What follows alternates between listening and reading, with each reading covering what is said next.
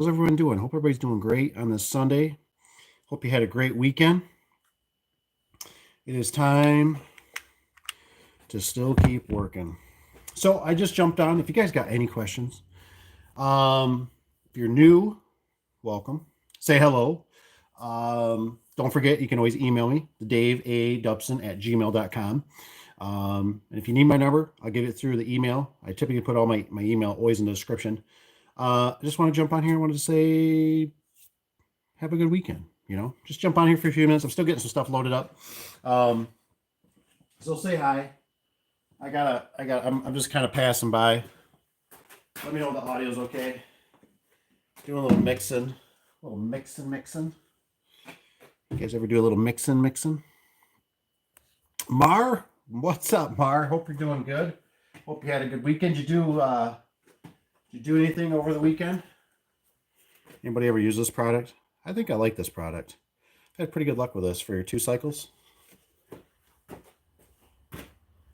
Still can't get the ratio. I'm still I don't know. I still do you can do like 100 to 1 on this. So 50 to 1. Conventional is 2.6. I always make it really easy for myself. A lot of my 2 cycle stuff, I always just do 1 gallon jugs. These are sweet cans. I don't even know if you can buy these cans anymore. These are I had these a long time ago when I was cutting grass for houses. Well, for my own houses or rentals or whatever. But you had the old 2-stroke motors. But like I said, if you ever never tried it, it's a little bit pricey. But I'm also a big believer. You get what you pay for. So a little cheap insurance. Mar, I forget where you're at. Is it going to get cold for you? Like it is for us? Oh yeah, I just made a gooey mess. Oh yeah, making a gooey mess there. Might have did a little bit too much. This is not my best measuring cup. If anybody's got good recommendations for a good measuring cup for in the garage, not the one you steal from your wife. Done that a few times. I got yelled at. Shoot, I lost my line. This one's off what do you call it? A garden thing or whatever. Come on. Where are you? You're there somewhere, aren't you? 3, I don't know. That just seems like too much. Take her down a notch. You know what I'm saying? Where are my numbers, man? That was on here. Am I looking at the wrong side? Maybe I'm looking at the wrong side. What's going on here? How did it vanish on me? And there's 4. There's 1. Oh, it's like playing illusion on me. Normally I go to that line, so I guess that's where I'm going. I'm going to dump some gas in there first. Like I said, you know how it is with business, right? Hey, thank you for hitting. We got 3 likes. If we get a few, we get maybe up to 5. I appreciate it. Oh, YouTube likes it. I don't know. YouTube likes it. But yeah, I mean, these are, this is the thing, some of you guys, you're starting to get into business and this and that. I mean, you guys know, if you're a seasoned vet, put it in the comments. You know what I mean? All the hustle, all the things behind the scenes that you have to do, all the things. You got to get the tools ready. You got to get the truck ready. You got to get the gas ready. There's just so much. And it all takes seconds, and seconds lead into minutes, and minutes lead into hours. Yes, they do. Yes, they do, boo.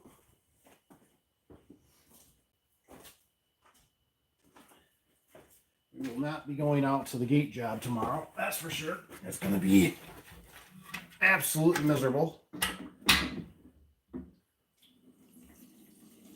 We're going to fill her up with some non-rep gas. Some of you guys, I'll tell you in a second. I'm not holding a barrel over my head.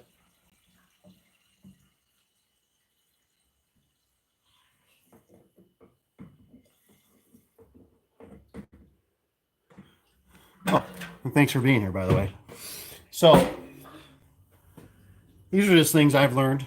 You guys are more than welcome to comment on your experience because I don't know it all. That's why I like hanging out with you guys, because you guys know stuff I don't know, and I know some stuff that you guys don't know, right? I remember I was in a small engine repair place one time. And this guy was like, he goes, he had some real brittle fuel lines. And he goes, you know why these fuel lines are all breaking? And I'm thinking, all right, what's this old man going to teach me? You know? So I listen like I always do. And he says, it's all that alcohol. He says, you know, that they're putting that gasoline. And I'm like, alcohol? What are you talking about? So anyways, he is in front of me or whatever. He goes ahead. I was in no rush. I get up to the counter. I'm kind of friends with this guy because we're on the main drag. So you get to know a lot of people on the main drag. So I'm like, hey man, I'm like, you know, what's going on?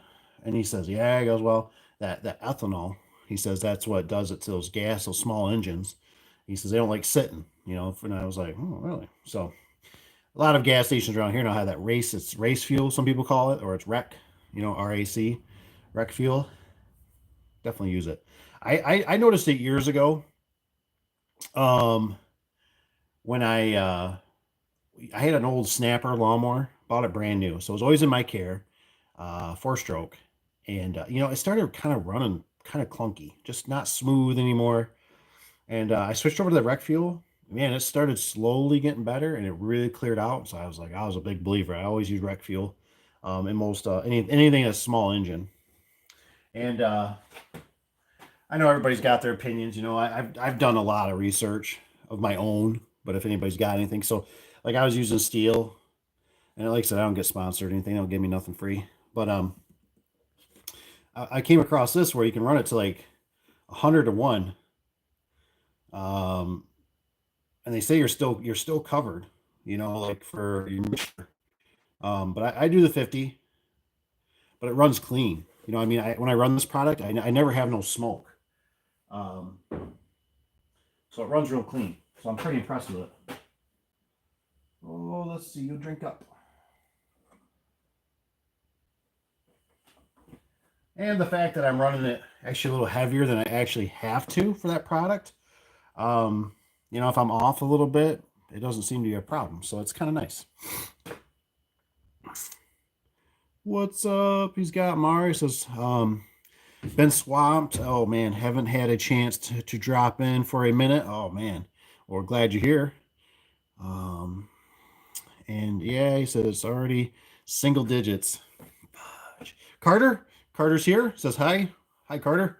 Welcome. If you got any questions or anything want to add to the comments, more welcome to. We're just doing a free for all. No particular subject, just kind of, it's Sunday. Come on here, say hello. Hope everybody's doing good. Um, yeah, I think we're like, I don't know what it is. It's like going to be like -5 to -14 or something with the wind chill, single digits. So probably same as you. The bummer for us is it sounds like we're going to get lake effect. So we're expecting, I think, holy moly, I don't know. I thought it was a really wide range, like 4 to 14 inches or something like that. We've already got a little bit in Michigan over here. You know, we've got a little bit, probably half an inch of snow from lake effect going on right now. Do, do, do, do, do, do.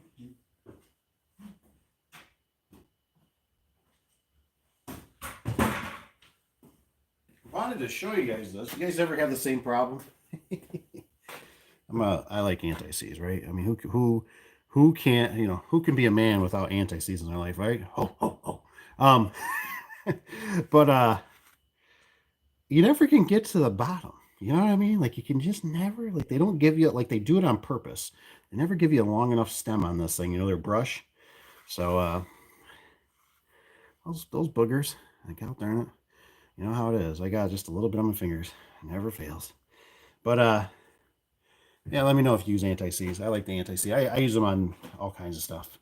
Your nuts and bolts and stuff for some of your not suspension, but um, your bolts for your tires and stuff like that. I can't think of what they're called right now. So I got a brand new bottle, but I always bummed how you can't ever get to the bottom. Buy yourself a big one. It works out pretty good. Kevin's here. Kevin, what you got planned for the week? What part of Indiana, Mar? Yeah, I was just wondering. Just wondering. Garbage can. Garbage can. Where'd you go? There it is. Yeah, so nothing too exciting. I was just missing you guys. I kind of like I said, starting to catch up a little bit, but now with this cold weather, it'll be back downhill for a little bit. Especially since I seen somebody else. I think the guy's got the job. I seen it was down the road from the shop. Somebody smashed another gate. Ay, ay, ay.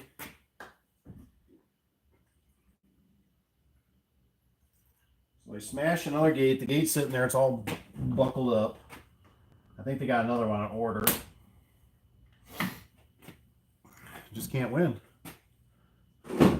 Just can't win sometimes. You know, with those gates. People smashing into them and all that kind of stuff. Like I said, if you jump in here, let me know where you're from. Say hi. Carter seemed kind of new. Carter, where are you from? If you're still here.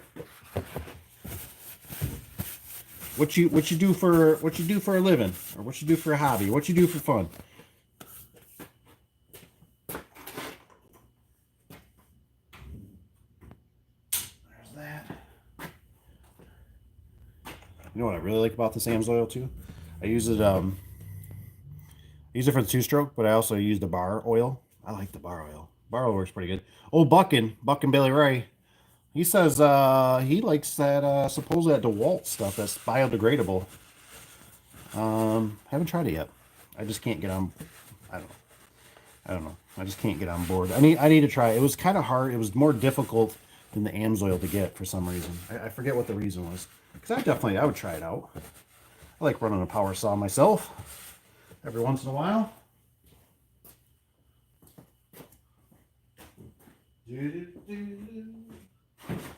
I seen you in there, Evan. I seen you jump in there for a second. How's the old Blazer running? Running like a champ. What kind of motor? What kind? I need some more information on this Blazer, Evan. I need what kind of motor? Is it still a 4300? What kind of motor do they have? 6-cylinder, 4-cylinder, turbo? Fuel mileage? Fuel mileage.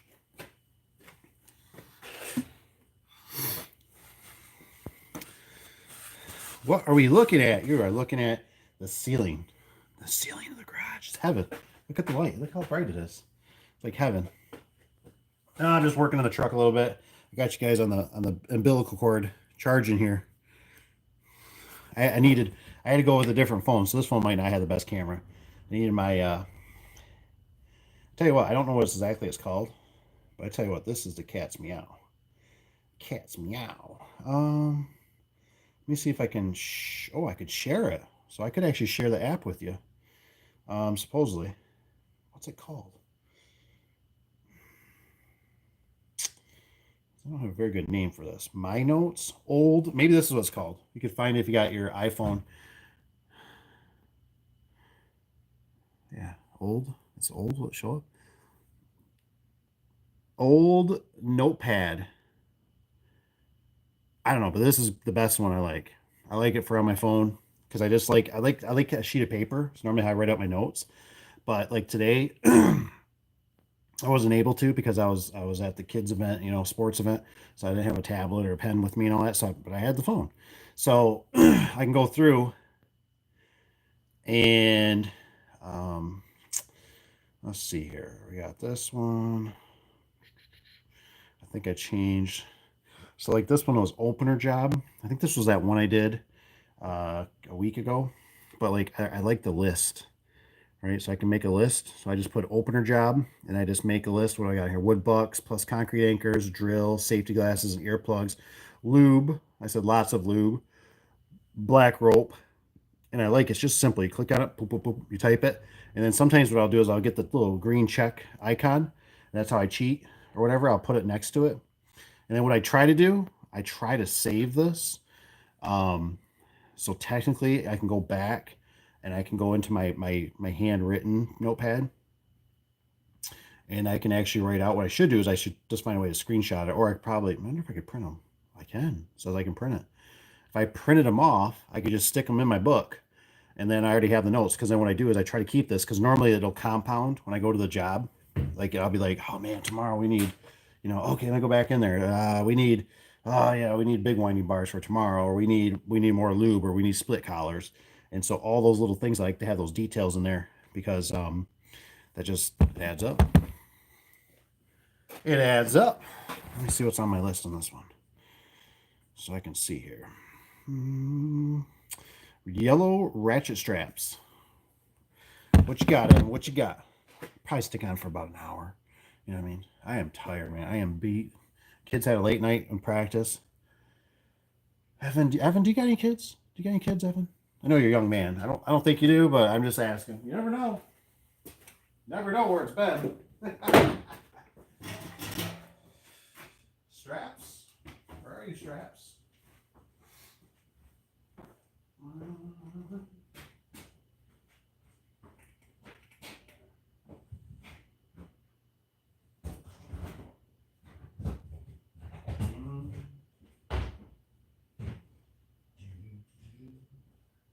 He goes, do you got any good ideas? I'm like, nope.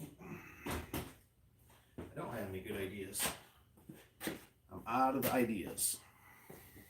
Just flat out.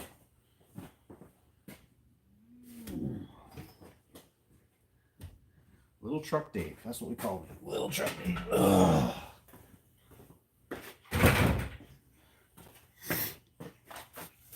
Evan's got, it's freezing. I'll get you information on the Trailblazer later. Nice. Do it up, man. He must be cooking out for a second. Like I said, I see there's 6. Hey, we got 7 likes. Thank you guys for hitting the like button. Don't be afraid. If you're thinking about starting a business, I know I get a lot of you guys that email me and been like, I've been watching you. I know you're out there.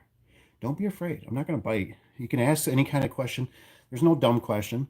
Anything is garage door, business. I do my best. And if I don't know, I'll find somebody that does. But just remember, it's a lot of work.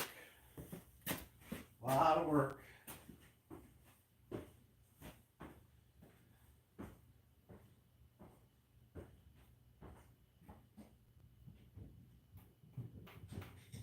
like, sometimes it's almost like if you want to do a lot of work and be underpaid, because I think in a nutshell, a lot of people don't realize like right now, I'm not on the clock. So, there's so many things you can do behind the scenes that you don't get paid for. You know what I mean? And that sometimes we don't add up as contractors. It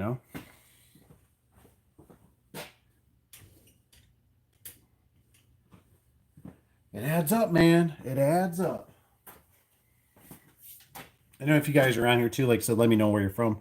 If you're somewhere warm or freezing, it's okay. I'm with you. Cheers, by the way.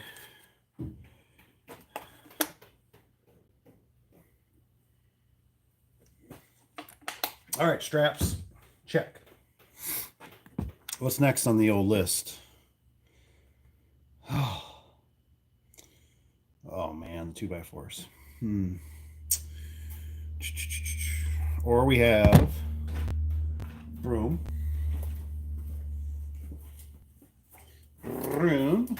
check. Oh, broom's got a little bit of water in it. Probably from when I had to clean out the U-Haul truck.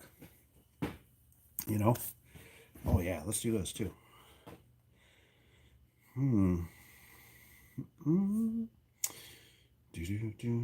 Let's do it like this, like they do. Door. Anybody watch the Lions game? Happy, disappointed? Good, bad? All right.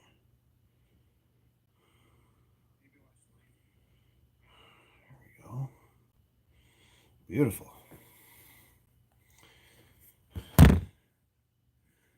Loving it. Just loving it. Next. I said those 2x4s, man. I don't know about that.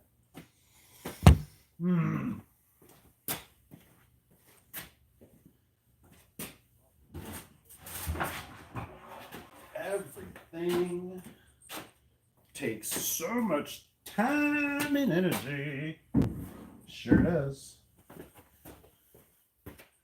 It absolutely does. Whoa. It absolutely does.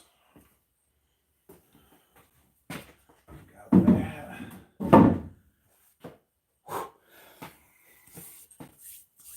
Only game that matters is tomorrow night. Tomorrow night, give me the, is that, so what's tomorrow? Monday? Monday Night Football. What's who's playing and all that stuff, Kevin? Let me know. I don't follow it. Let's see.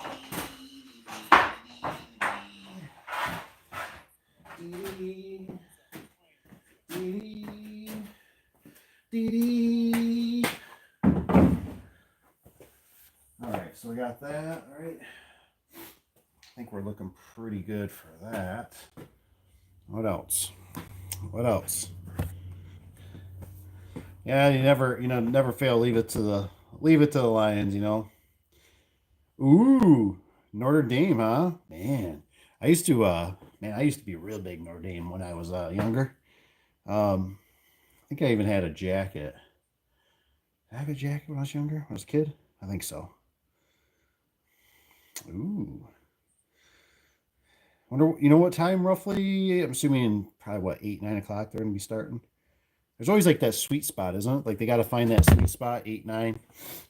Let's see if I can pop this up here and go like this. All right, we got the boards, we got broom, we have just the pan, just the pan. Oh yeah.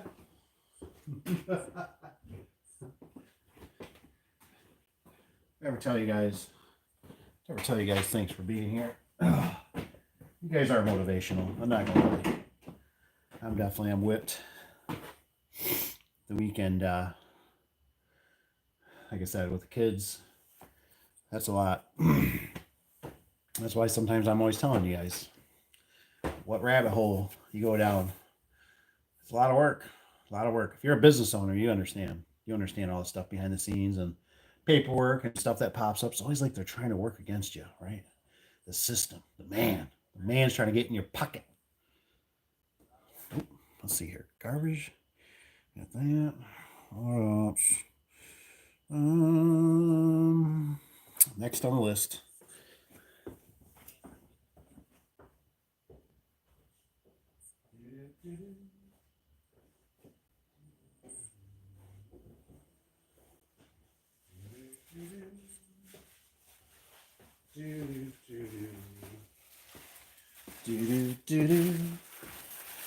Oh yeah. Oh yeah. Get yourself some of that. Yeah, right. He says. There you go. It's a good spot. It's amazing, a smaller vehicle, you can make stuff happen. You can't tow really. The towing's kind of out of the question. I've been kind of thinking that in the future, what I might do. I was thinking maybe one of the Tundras, if the old Nissan pukes out. It's hard to beat, boy. It's good on gas, for the most part. I mean, it ain't great, but it's good. Not a heavy vehicle, nimble little thing. We went to a Sonic. Does anybody have a Sonic restaurant? Fast food. Buy them. We went to a Sonic today. We had to park in the car, like we had the van though. We had to park in the thing, I was like pulling in there. I was like, oh man. I was like, I'm so glad that we have a skinny. It was tight. I thought, man, they don't make these for big trucks.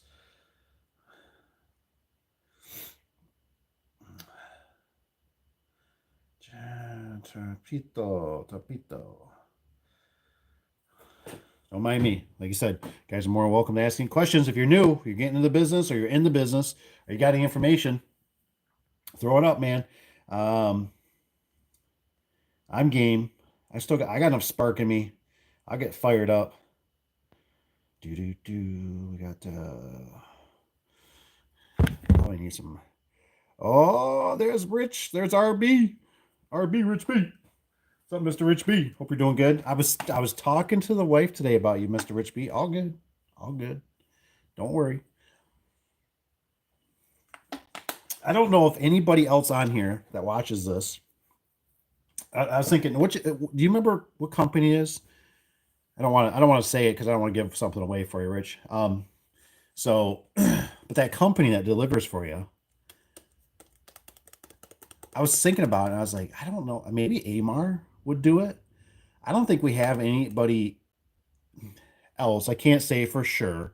I just know it's not very common around here that would deliver a door. And I thought that's pretty freaking ingenious. That is smart. That is a smart way to work to show up. Correct me if I'm wrong, right? You show up, tear out the door. That's out of your way, right? Um, and then they show up, they deliver the door, right? And I'm assuming it sound like you hinted maybe that they help you basically put them on sawhorses, I'm assuming, right? Inside the garage. So I'm like, dude, that's like ingenious. Like that's normally why you bring a second person is because if you got to huff them out of the van or on top of a truck, been there, done that. No, thank you. Um, so I was thinking that's pretty ingenious. The only other thing was I don't know if we talked about it. Forgive me, my memory is. Uh, um, but I was thinking, what do you do with wood doors? What do you do with what do you do with scrap metal? So do you cut it in half? Because I know you got that smaller, I believe you got the the minivan. So I mean it's a smaller vehicle. But I just thought that's a really efficient way. So I think that's really good for people to think about that you don't have to have all the truck and the trailers and the huge stuff. You can just work out of a small it's just being smarter, right? Being smarter. I just thought it was great. I was telling the wife about it today. But I couldn't remember. I think I know who it is that delivers them for you. But I want to say that's your department. And like I said, I doubt that. I know you mentioned something about them for me or something too, but it's not like I don't think they're gonna come up here and drop me off one door. I think Amar might do something like that, but they're scheduled like they're not very good with like probably customer service. Don't mind me. I'm just reading through here some of my supplies. Hmm. I'm here, just wandering.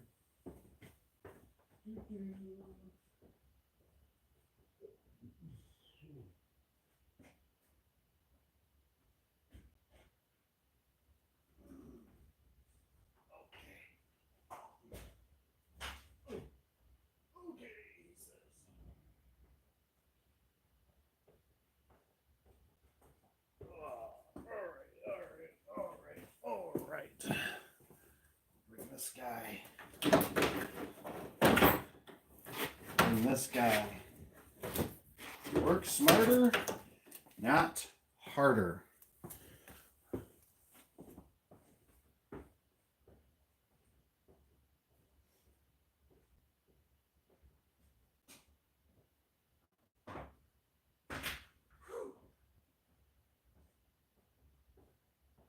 Oh man. Bringing everything for war. You gotta bring everything for a war. Ooh, I like this. This is a good question.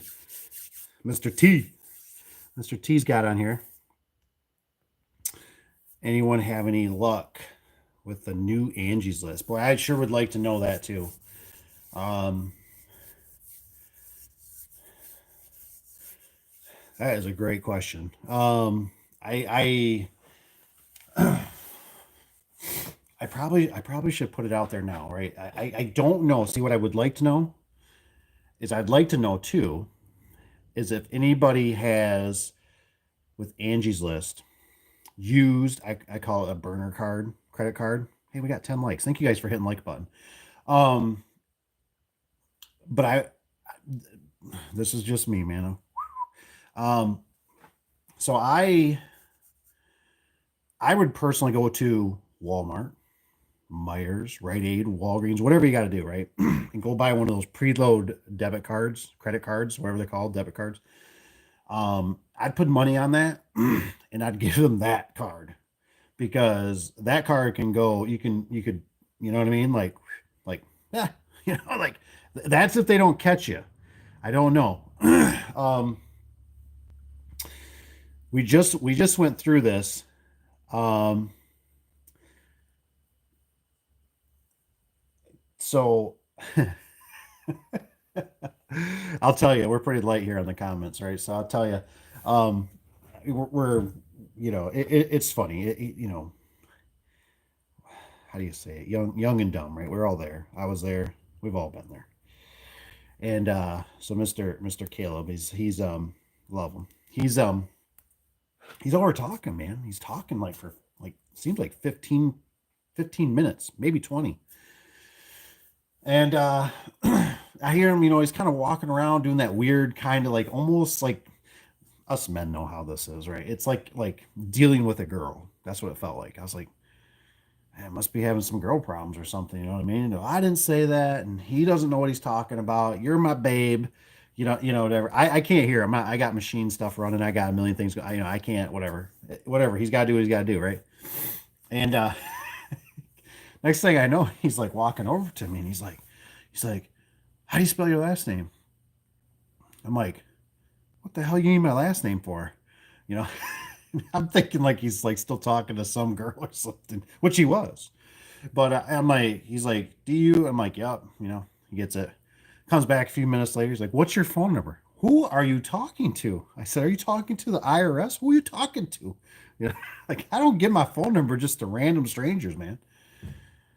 Well, this lady was slick. He was on the phone. He was on the phone with Angie's List, and this lady, it was something about they were gonna charge him $500. So it just tells me that they're up to their devish ways, right? He's up to like $500. They're gonna knock it down to like 350. But he had to put his card on file so he could get locked into that rate. And so, anyways, he gets off the phone, and I'm like, kind of like doing the, who the hell are you talking to? He's like, well, I was talking to Angie's, and I said, oh my god, I said, first thing I said, you didn't give them your card, did you? Well, yeah, but they're in the works of processing it. I said, oh my gosh. I said, call them back right now. Call them back right now. And tell them I said, I don't care if you got to lie. Tell them you're underage. He goes, well, they already got my birthday. I mean, they already got all this information. And then the lady was smart enough that he must have mentioned something about me that he wanted to consult with me before he went fully through, which I wish he would have consulted a little more before he even, you don't ever give somebody, if somebody's bothering you, right? You're their meal ticket. You know what I mean? Like they're sucking off you. So that's why I like a burner card because if your card, especially if like for me when I did it, we use the business card, and that business card is linked to Wayne Dalton, Safeway, Liftmaster, Service Spring. It's just the list goes on and on, right? So it was going to be pure hell for us to get rid of that card. You know what I mean? But it was like I forget how they wanted us to get out, and it was bad. It's almost like they want you to send a letter, and it needs to be certified, and it was just like the list goes on where it's like you could just quit putting money in that card. They're going to be calling you. Oh, what happened? What happened? We don't understand. The money's just, what is there something wrong? Yeah, you're giving me fake leads. You're charging me 350. Now the thing was is he didn't seem like he heard anything about it. Like I said, well, what are they charging it per lead too? So normally they do like a 350, and then they'll whack you for some other kind of leads of some sort. He goes, oh, I didn't hear about that. And of course, what happens the next day? I think it was the next day or 2 days later. I get a phone call from some lady. I forgot who he was talking to. But I get a phone call from somebody, right? And that's that, hi, Mr. Doopson. He says, blah, blah, it's her, please give me a call, right? Doesn't explain what it is. I'm like, yeah, go fly a kite. If you're not going to tell me what you're calling me regarding, I'm not calling you back. I've done those games too many times. That's why I don't answer my phone because I've had Google try to, get me too. They've gotten really creative over the years. So I like to text, and I pretty much like to set an appointment to talk to somebody. Say, okay, let's talk at 3 o'clock or whatever. CC, what's up, CC? So, anyways, with the Angie's List, I would love if anybody, as far as I know, it sounds like they're still up to their devious ways. I guess he went on to Reddit. I don't do much Reddit. Do you guys ever use Reddit? If you do Reddit a lot, let me know. Just hit number two. Hit number two in the comments. Do Reddit. You watch Reddit. You read Reddit. Whatever you do on Reddit. But he was saying there was um, a lot of bad things when he started reading about it. It's how some people got it down to like almost like 150 or something or lower. You know what I mean? And I said, yeah. I said, man. I said she's making commission off you. I said so she wants to get you, locked in, and so I just don't think they're, but Papa Tony, it'd be great. It'd be a good video for Papa Tony if he could interview whoever, I don't know if it's his future son-in-law or who it was, I forget. But supposedly he does okay or something with it. But I think it's one of those things that you really have to, my opinion is, this is just my opinion. I have no clue on this. I think honestly, the more money you give them, they put you on top of the list, and you'll get those before, but you have to pay your way there. You know what I mean? So you'll get notified because so here's one right in another business. I had me and my buddy. Um, he got a listing probably 2 hours before I did. Right? I got notification. I was actually on the phone. We were just chatting. I said, "Hey man," I said, I said, "Who are you dealing with? That Jennifer?" I go, "Oh yeah, she's right. Jennifer's right here." I gotta let you go. I gotta call Jennifer, and this lead wasn't even in my area. You know what I mean? It was in his area. And he said, "Oh, I've already been dealing with her and she's, like she's not getting back to me." I said, "Well, shoot her a text again." I said, "See what's up." I think it's just a waste of money, honestly. Uh, but if it's changed, sure. But I know they merged, and then the fact that they changed their name, right? A lot of these companies seem like they change their names nowadays. That's always the big gimmick, right? They always change it a little bit. It's not Angie's List now; it's called Angie's. We're Angie's now. Like, well, why aren't you Angie's List anymore? Because we're Angie. They don't have that lady anymore. I think she must have went to jail, probably like Martha Stewart. I always remember she was a little bit on the she was big bone, let's say, but she had that short hair, right? And she always be like, on Angie's List, hi, I don't know if she was actually Angie or what. Yeah, I can't remember, but I always remember her advertising it. Do do do do. Metal doors. You like that? As it says, I tip them a little. Oh, with the money. Um, Metal doors. He says I cut and bend in half. Okay. Wood doors I cut in thirds so they can throw away. So Rich, I guess the only thing is though, um, can you let me know, like on the metal doors, are you stuffing them in the van? Are you taking them, or you just mean you're cutting them up courtesy for the customer to either get rid of or have a scrapper? Um, because doors are sharp. And wood doors, obviously, if you're cutting them thirds so they can throw away, um, you know, they just throw them in their garbage can or whatever. I'm just curious. Do you haul the metal ones and then throw away the wood ones? Just curious. Do do do do do do do. It's got burner card. That's right. You need a burner card. I'm a very big what was the one guy I used to watch? It was like Topedlet, I think. He used to have a system. I think you have to pay for it though. And you can literally get like multiple cards on this website. And then you can like just click them, you can click them right on or off. You know what I mean? So you can put money in there. It's kind of like a burner card. I looked into it because I was like, dude, that'd be great. But it was a little bit of a fee, and I didn't know if I needed it that bad. But I've never done it where I but if I ever did like a Angie's List or a Home Advisor, I tell you what, I'd be using a burner card because, or anything that just seems kind of off. Um, like even, probably couldn't do that because they have probably some terms for a year. That one we did for a software, you know. I never CC's got. He says Reddit is filled with wonder with the wonders of the world. Yeah, I never did Reddit, so I don't know much about Reddit. Um, I'm kind of in the dark. I thought about playing with TikTok, but TikTok's getting in all kinds of trouble, aren't they? You know, but I don't know much about that either. Do do do. Torpito. I got Torpito hitter. Let's see here. Small or big. I see we got some more comments in. Keep them coming. I love you guys. I'm glad you're here. Hope you guys have a great week. Let me know too if what you got going for the week. If you're doing anything, doing some doors, saying nope, we're off for a couple days, or we're gonna be inside a nice warm building. Those are nice when you get those, especially these cold days. Good time to do preventative maintenance. Do those PMs, right? Do those preventative maintenance contracts. Let's get your customers. It's great if you got employees or for yourself. You go through, spray some lube, check things out, get them a list. So this one needs a cable. This one, the spring bracket's about ready to blow. That one needs a bearing. That one needs a roller. That one needs a hinge. Do do do do. Steven, he says, my last Angie lead was for a new opener. It turned out customer was wanting a quote for a 2032 battery. Oh my gosh. Uh, Excuse me for a minute.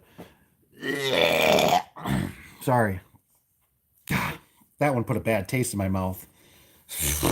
Man, Steven, I'm sorry, man.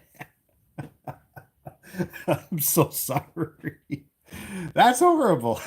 That's horrible, dude. That's probably got to be darn near one of the worst ones I've heard.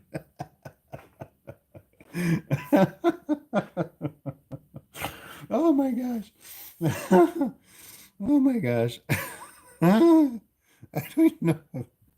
Oh my gosh. Oh my gosh, man. Where do these people come from?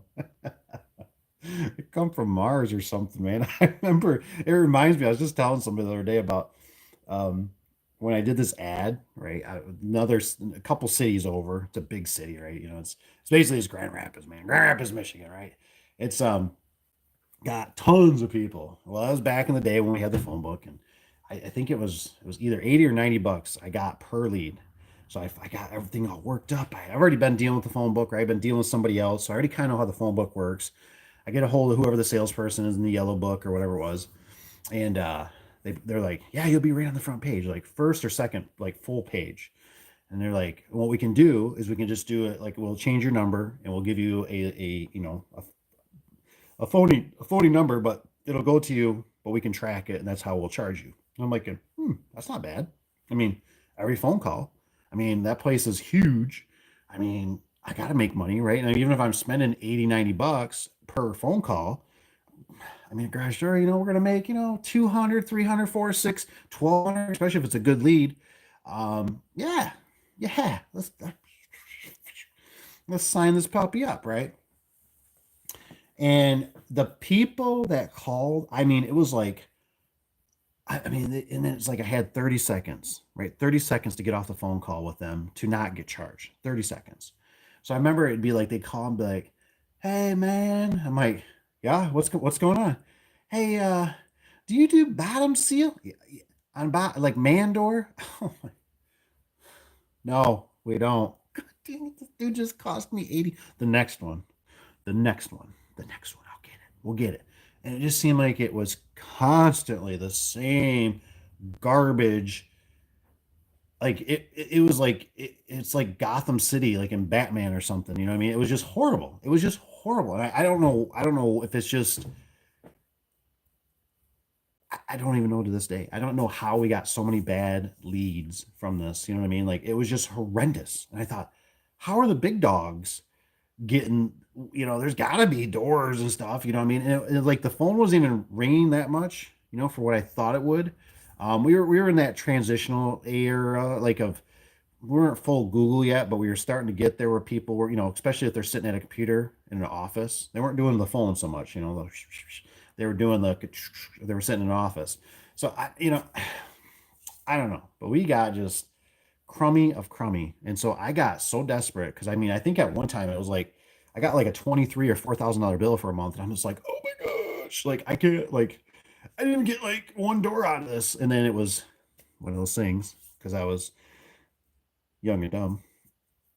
It was too far away. So anything that was going to happen out there, it's a 45 minute to an hour 15 to drive one way there. Plenty of resources there, plenty of door company suppliers and that, but it was just too far. So I got so desperate, I'd answer the phone, answer the phone like this. I'd be like, "Hi, you've reached Affordable Door and Gate. Please hang up and call 231 blah blah blah blah blah blah. Again, that number is 231 blah blah blah blah blah blah blah. Again, thank you and have a nice day." You know, I would sound like an answer machine. You know what I mean? And then sometimes they would get it right. They would call the number. I had another phone, my actual the real business phone, and they would call it, or the phone would ring again, and I'd have to answer. Hi, you've reached Affordable Door and Gate. Please hang up and call, or our number has changed. You know, it was horrible. I had to do that for like the last 6 months, and I remember I was in we went deer hunting, right? And this is all these things. I like telling you guys this because how this stuff can impact if you're thinking about I'm gonna go big or I'm gonna get employees and I'm gonna all this stuff, right? I just advertise. I'll throw money at advertise. It'll save me. Um, I remember I was out in a deer stand, and I told you what, man, that phone was not leaving my hip. You know what I mean? Because that thing was, it's 80, $90 per phone call. And all of a sudden, boom, that phone would be there. And I mean, it didn't matter. It didn't matter if there was a 30 pointer in front of me. It was, hi, you've reached affordable, please hang up. Hang up, phone, bring, bring, vibrating, trying to hunt here. Hi. Ay, ay, ay. Ay, ay, ay. Do, do, do, do, do. Okay, so the metal ones, I have a few numbers of scrappers. That works out good.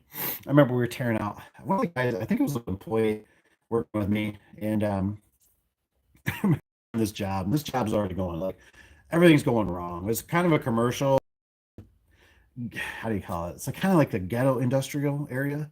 Like not the big boys, it's just old buildings. We're tearing out the store right next to the walkway, and there's just all kinds of riffraff walking through this place. And I just remember this job is like taking way longer than it should. I'm already just irritated, And I remember this guy walking past, and we were short. We were short on labor. I was like, man, we really should have had one more guy out here. The phone. I'm still playing secretary or whatever, so the phone's ringing, and I'm like, yeah, oh yeah, yeah, yeah, yeah. We'll get out there, sure, not a problem. Okay, put the phone down. Take 3 screws out, right? Phone ringing. Yeah, okay. Hey, not right. The guy is up there staring at me in the scissor. We're just under manpower, and so there's some dude walking down the street. And he's like, hey man. He goes, what you gonna do with this metal? And I'm like, I don't know. Oh man, I want it for scrap. And I said, how about you give me $20? Oh yeah, yeah, I'll do that. I'll come back. To came back, some SUV van with those damn things on there, like a like a like an airplane. The guy working me up and left. He's like sitting there going, "The hell's that guy?" I don't know. I said, there is a scrapper not too far down the road, so maybe he's going there. I said, it's not my problem, man. I said, it's out of sight, out of mind.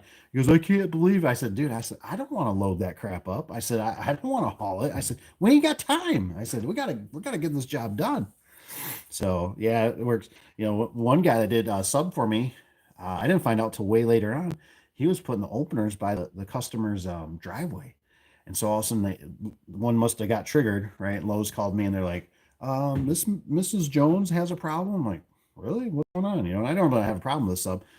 She said that you guys left an opener at the end of her driveway, and I'm like, what? So I forget what his name was, but I called him up. I'm like, hey man, he goes, I mean, he's already been working with me for like a year and a half now, you know. And I'm like, you leave an opener? He goes, yeah. He goes, I do that all the time. He goes, scrappers normally come and get them. And I'm like, oh. I'm like, you can't, you're not supposed to leave any extra material. You're supposed to like clean everything up. Oh man, he goes, I don't want to haul those damn things. And I was thinking, hey, I said, it's a few extra bucks. And he finally started taking them. I think he found somebody to drop them off or something. Do, do, do, do, do. you can get a Google Voice number and still use current phone. Ooh, I've messed with the. I don't know if it's gotten better. I forget what it was, but the Google phone was how do I explain it? It seemed like it was glitchy. I mean, it worked. I forget why I did it. I think I used it for like a personal. I forget. There was a way you can make it jump, if I remember right. Like you could have it go to your Google phone and then you could get it forwarded to another phone. So that's how I kind of like cheated the system one time. Like if you didn't have a like we have a an online base phone system now. Um, but then if I missed it, I wanted it to go to another person to possibly answer it, business partner, secretary, whatever, so we could capture it, right? Because when you're starting out, and if you're hungry, you don't want to miss one phone call. One phone call could be the one that's a really good phone call, turns into a good lead. So you want to always capture those phone calls.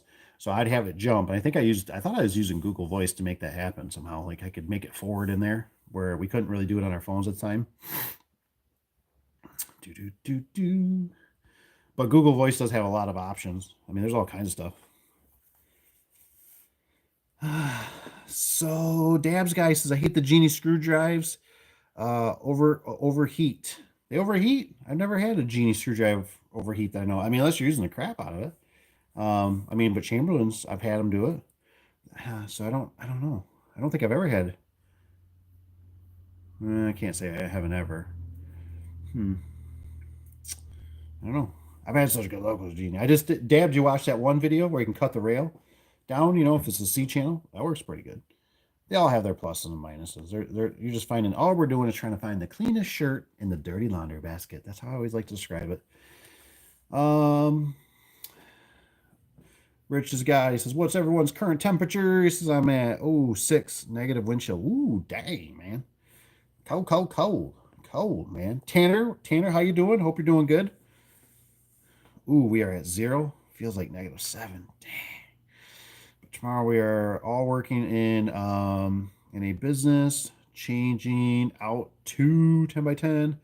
Was this, is it poly? Is it back? So he says to full views, supposed to be, woo, doggies, -20, -30. Then shop work. He says, fat hands don't work. Yeah, I have no idea. I have no idea what's gonna kind of take place. I think Cap got sick on Friday, so he didn't come in. I don't think there's too much on. Normally Mondays are for like the resis, so whatever kind of filters in through the weekend. Um, but I'd say I'm okay with whatever they decide to do because it's just one of those things. You are in how do you explain it? You're in conservative mode. Like you're in just survival. You're in survival mode um when it comes to these kind of temperatures. Like I said, I unless you got like a normally like an interior job doors, for us, it's just not even you know, it's just not even worth it. It was like this weekend. We had kids events, and Saturday I kind of wanted to squeak out, and I didn't get a chance, just because the schedule was so hectic, But we had, and that's what kind of sometimes grinds me, in the business because people don't understand sometimes you only get these windows, right? You get these windows of opportunity of the weather's okay and this and that. But nowadays, I don't try to fight Mother Nature for the most part unless I absolutely have to. Like tomorrow's a good day to like basically reflect on life. I don't know how to explain it. Basically chill, just be on call, do a few things around the shop, take care of some paperwork, blah blah blah, and wait for that that service call that's going to come in, that's going to be a commercial one or a residential one, because either somebody's going to pull their disconnect, somebody's going to have a frozen door, somebody's going to smash into a door because of the freezing weather. There's a blizzard, they couldn't see the snow lake effect, blah blah blah. A commercial door that's crooked because a forklift did something, you know what I mean? And you're going to need all that energy to be like, you know what I mean? Normally something might be maybe a one guy, or two is going to be a three guy now. So it's just those days that are kind of like those rainy days. And sometimes I'm okay with it, right? I'm okay with it too. Like if it's something where it's like you just keep your hiney home, but you keep that damn phone on, you know what I mean? Because don't be leaving me hanging if obviously something comes in and I got a code red. But for the most part, I just don't even fight anymore. Like I said, I've everybody's workload increases, right? Even employees, right? They got to clean their own yards, they got to take care of their own house. Maybe their house isn't sealed up. Maybe they got, a furnace on its last leg, or a window that needs to be sealed up, or pipes that are freezing, or a family member's pipes that are freezing. There's just so many things that go into it where I just look at it and I kind of go, these are your, you know, these are your gifted days. You know what I mean? Like you didn't have to, you didn't have to work so hard. You didn't have to come in or something because, sometimes by the time they drive in, the road conditions, and then you send a vehicle out, and we had one. Was it last year? We had a guy. He threw the van. I seen him, man. He went down in the ditch, and luckily, he didn't roll that son of a gun. And so it just kind of it happens. There isn't much you can do. It's just keep. Luckily, one thing I've always learned too is don't travel. That's my big thing. I don't travel when it's horrible conditions. You stay close. If you do local stuff, unless it's a code red emergency. But they have to understand that I forget. I think Cap was stuck in. I think it was last year. He called me. I think it took him 3 hours. He was stuck on the highway to get to a job that would normally take us 10 minutes, 15 minutes.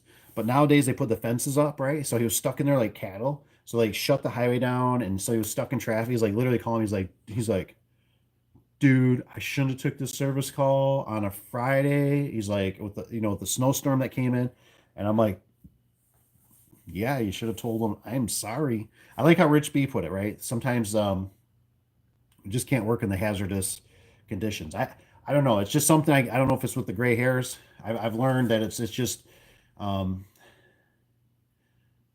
how do you say it? It's like I don't know. I think it's like this, right? This is a way I can kind of so when I was younger, right?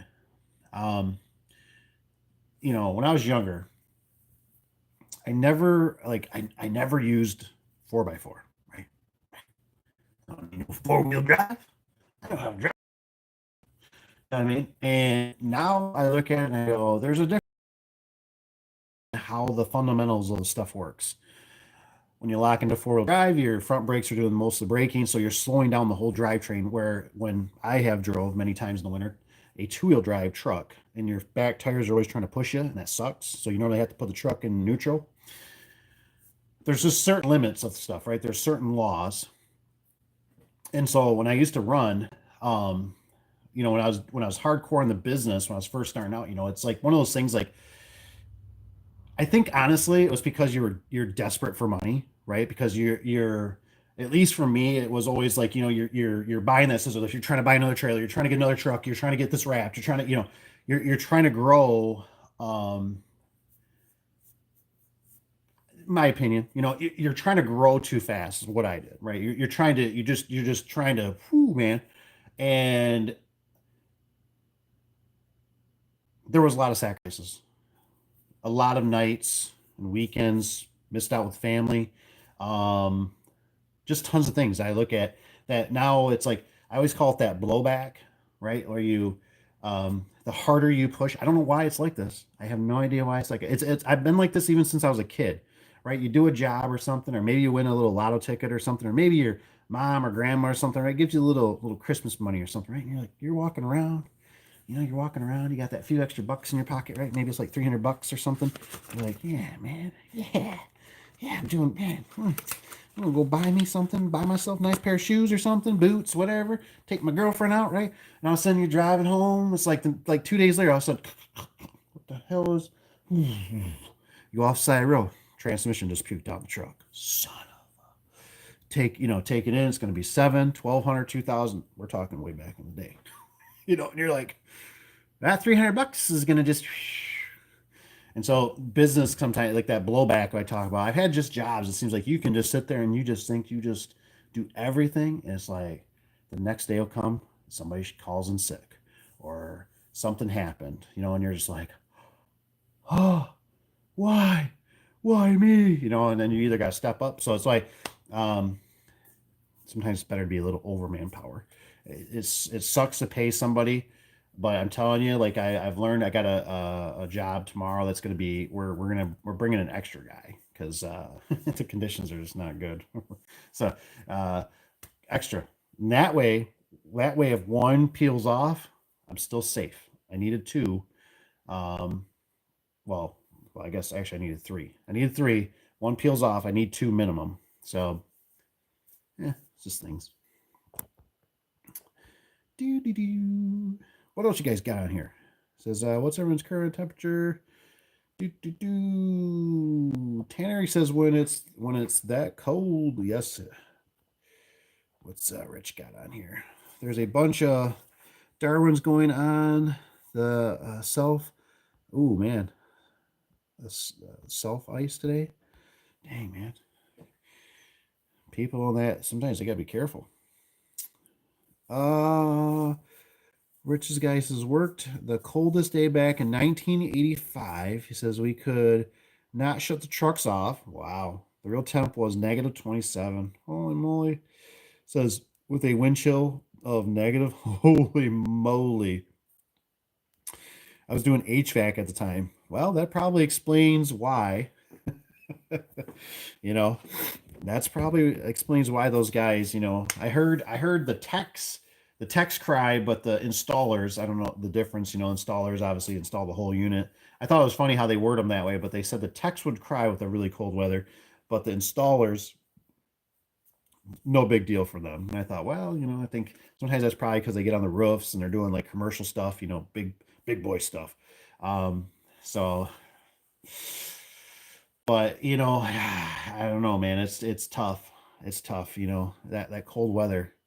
I remember I had a guy come in one time, and this guy he's always really easy to read. Years back when he worked for me, um, he just always, you could just tell the way. It's like almost like you could tell the way he drove his vehicle in the parking lot.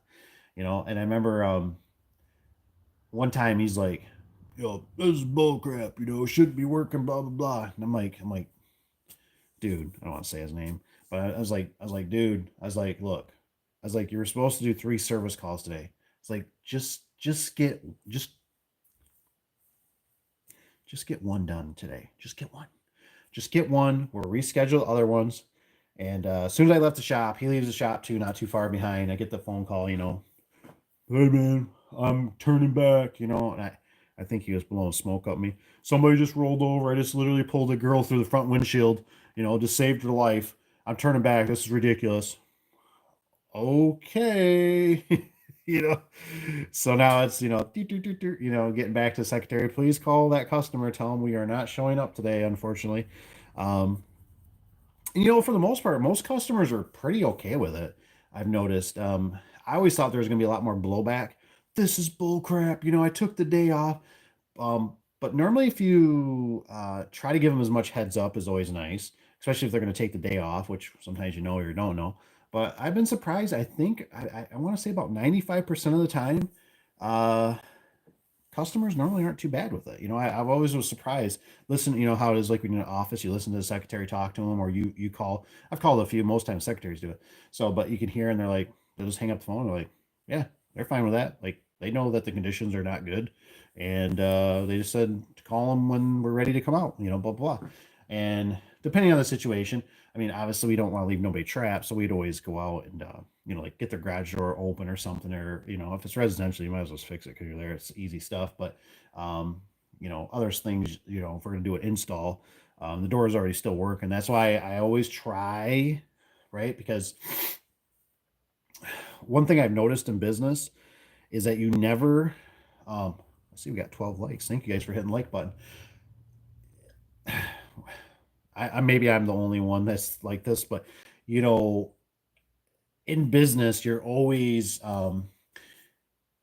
it's like I don't know how to explain it. It's like one of those things like you're always thinking about the next guy, and the next guy is going to be you, typically. So I'm always thinking about like worst case scenario, worst case scenario, worst case scenario, worst case scenario. So like if I'm there, like I could just leave the door broke or the broken spring because maybe I don't have the right spring and I got to order it, blah, blah. And I'm like, screw it. I'm going to clamp it because I don't know when I'm going to come back.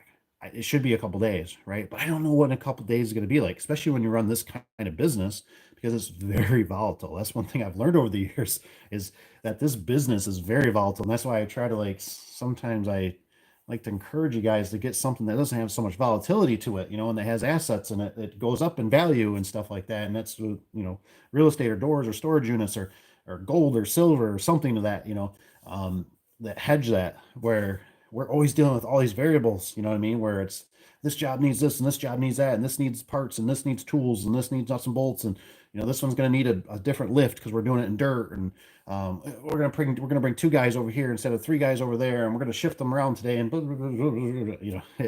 it's it's very cumbersome. Um, so but yeah, so I always try to get the thing going as much as I can because you just never know. And then it'll buy me time because I've had it before with like 2 or 3 days, right? Springs come in and I'm like, boom, springs came in. And all of a sudden, boom, something else broke. That's big. I'm like, fudge. There's no way I would have time to do that. Thank goodness I fixed their door while I was there. I also got paid, so I locked it up. I got some money from them. So they're not going to go out and find somebody else because they already put 65 or $120 into me. And I'm deducting that. Basically, it's going to be whatever you want to say. Let's say I charge them 100. I said, hey, it's going to be 400 when we're all said and done, but really it's only going to be 300. So you already paid me 100. You're going to owe me 300 when I'm finished. It's, something like that. Ooh, starting to get cold out here. I have to turn on the old DeWalt to see how she works. Generator, let's see here. Topita. Little truck is filling up. What can I do here? What can I do here? You guys let me know though.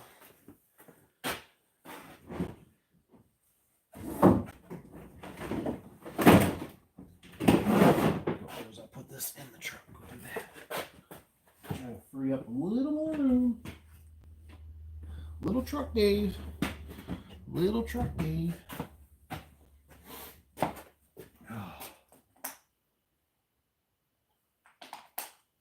What's up, kitty cat? What you doing over there?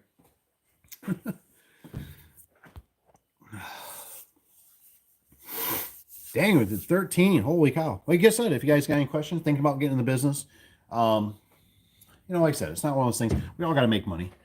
But if you deal in the colder climates, I think in the middle would be a little nicer. Wouldn't be so volatile with the conditions. Because I tell you what, I always tell myself I would rather deal with heat. The sweating and the chafage and all that really sucks. But I'd rather deal with the heat. My fingers, like right now, I can even feel my fingers. They're not like horrible. I can feel they stiffen up a little bit. I don't know. 40, it's 40 degrees out here. What's Johnny got? Johnny,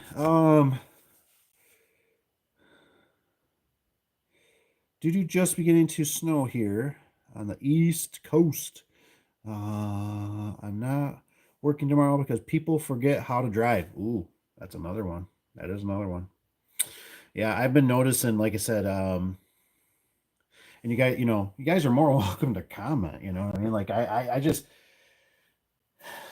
I don't know, man. It's like the older I get, like literally today, driving back, um, we're kind of hitting that whiteout conditions, and especially like when you're behind another vehicle, you're making so much turbulence with the snow, and I'm cruising down, and I got this car, just right on my, and I'm like, dude, if I like hit the turn signal and go in a driveway, you're gonna plow into me. And I got to a certain point. I knew some back roads. And I thought, I'm gonna get off here. You know what I mean? Because this car is riding too close. Um, and that is another thing. Like I said, the driving conditions out there, people, and it could be, it might be totally out of your control. That's kind of one of those things I talk about with the variables. You know what I mean? So you're kind of fighting just, um, yeah, I agree. People just don't know how to handle it. People's speed has increased again, at least around here, because the everything's been dry for quite a while with salt. So this is almost kind of our first snowfall again, a little bit. So it'll be that perfect where we get everything iced over. And if you're pulling a truck with a scissor lift and that, like I said, it's really tough. Sometimes, especially with the workers and stuff like that, they might try to do their best, but all it takes is a trailer maybe not getting plugged in and the trailer brakes aren't working and it pushes the vehicle around. I think one guy spun a vehicle right around in a road and he just kept on traveling. Luckily, there was no harm, no foul. But yeah, man, pretty scary. And everything in the freezing like that is just it's just another, like I was trying to tell myself, I was like, it's no big deal, and I'm thinking it is what it is, and then, but I also was sitting there going, yeah, but on the news tonight, they're talking about opening up all these shelters, and these churches. And I'm thinking, because they said, for people just to have some warm shelter. And I thought, well, and it's kind of like the animals and stuff like that. They're all talking about. It's just super cold. I mean, you just can't. It's just one of those things. You can't beat gravity sometimes. That's how you just can't beat it. So don't beat it. Just join it. I kind of have this philosophy sometimes in my head. I go, I can lose money, you know, I can lose money out doing whatever it is, silly service calls or something or too far away, or I can lose money sitting on my couch. And sometimes it's actually cheaper to lose money sitting on the couch and safer.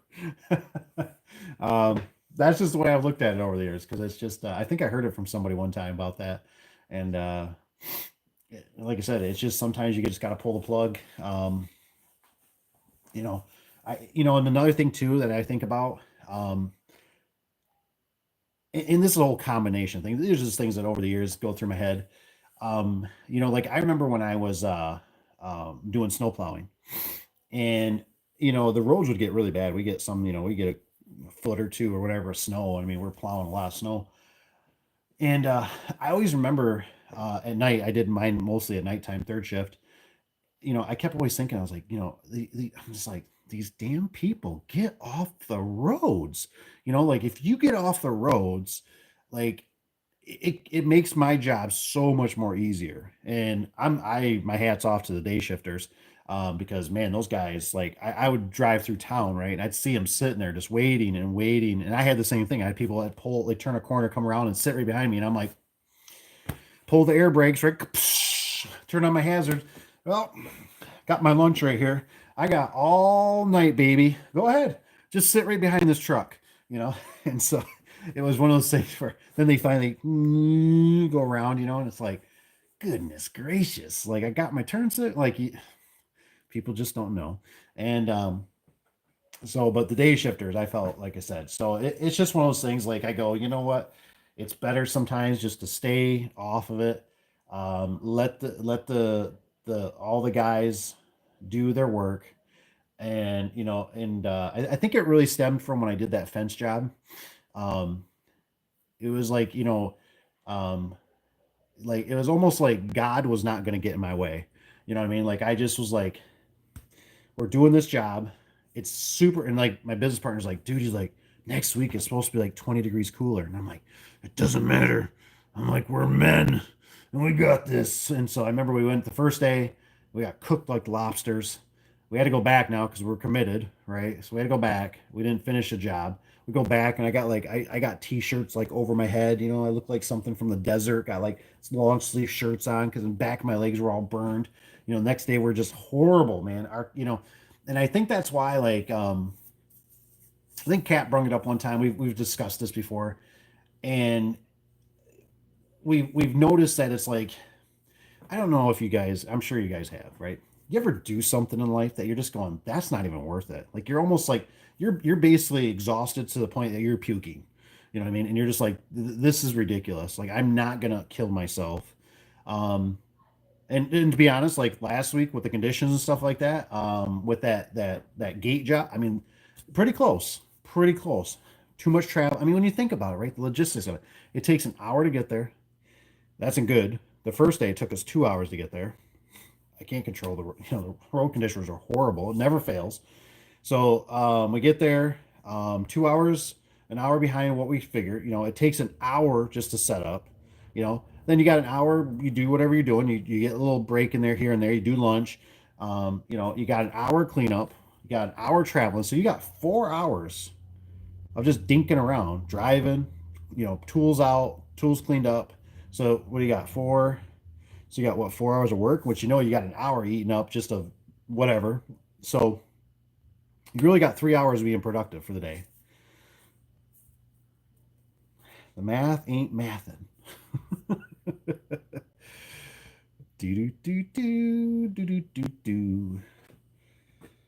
Oh, cool. Rich has got him.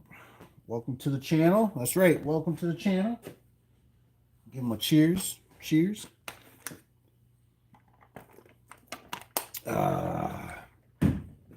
Says my dad taught me to plan to never stop, and if you do, expect to never be able to get going again. Huh, that's kind of interesting. Dad taught me plan to never stop, and if you do, expect to never be able to get going again. I always remember the one from my dad that I thought was always pretty cool because he always comes up with these nuggets once in a while. You know what I mean? And he always told me, he goes, Dave, he goes, piss poor planning, piss poor results. And I'm like, yeah, that's life. That's why I always try to talk about on the channel here, about like to me, everything is preparation, preparation, preparation, preparation. I learned it years ago, working on a truck. And, I remember, I didn't want to do the body work, right? I didn't like all the sanding. I was just sanding. I just did it real quick, and I was like, it's good enough, right? Painted it, looked horrible. Had to look at it forever, looking horrible. Finally took it somewhere, got it fixed right. But I was always disappointed in myself for not taking the time to do the prep work. And that's what I feel like in business, especially in the garage doors and stuff like that. There's so much prep work, making sure stuff's going to be there on time, coming up with a game plan, who's going to execute it, who's going to help you, logistics, and then you got the weather. And sometimes, especially if you got to deal with the cold and the snow, it doesn't like to work with you sometimes. I agree. Everyone else should he says, if you have the whole road, like I said, sometimes the plow guys is just, like I said, it's just one of those things. Like they tell you sometimes, it's kind of like you start realizing they're telling you something for a reason, like that wisdom, when they tell you, they go, if you can, just stay home, and it's like, it's like, I think Papa Tony is normally on the channel here. We had, that conversation where it was like just a couple days ago back, and we were talking about, it was like one of those days, should have just stayed in bed. And, sometimes it's just the way it goes, man. It's I don't know. I just, the only way I can describe it is like try to beat gravity. You're just not gonna win. You know what I mean? So it's like, what do unless you can get one squeaky little something out without killing, and that's why I always try to think of like, I never have a better way to explain it, but in my mind, I always really think of it as we're on a ship. When you run a business, even if you're just an independent, it's a ship. You know what I mean? You just don't have very many crew hands. You're the everybody. The pirates came aboard and basically killed your crewmen, and you still got to run the darn thing, right? You got to still check the fuel gauge, and you still got to man the engine and throttle this and throttle that and get the course and steer the boat. That's what business feels like a lot of times, where and then if you get crew on there, well, now you got to feed them, and the facility's got to be clean, right? And the floors have to be mopped, and the beds have to be made, and blah blah blah blah, and so it's just I think of it always as a ship.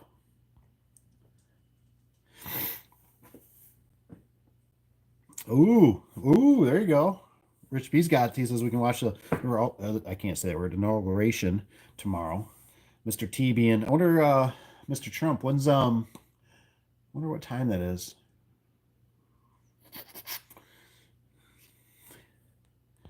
See him being put into place. Unfortunately, well, yeah, I won't be able to. I don't, depending on what time it is. Um, I don't know. I'm kind of getting more like I just watch it afterwards. Like everything's on YouTube, so I just watch everything like afterwards or get the clips. So I probably have to watch it afterwards. Yeah, probably. Tony's here. What's Tony says? I wish all. What's he got, Tony? Who's working tomorrow is going to be cold. Yes. I wish he says I'll be. You'll be. Is it you? You'll be working tomorrow, Tony? I got a project. I got something in the morning I got to take care of. For a rental. So I am going to be freezing my tush. Um, but it is what it is, man. So it was planned. It was planned. It was planned. It was planned. It's 3 weeks in the planning. It's got to happen. I even tried to call and said, "Hey, you want to reschedule?" They said no. So I will be. Actually, I'm gonna see if I can throw that guy in here. I think. Where are you? Did you do anything today, Tony? Any service calls? Or you just kind of stay low. Take it easy. What's up, kitty? Watch out, dude.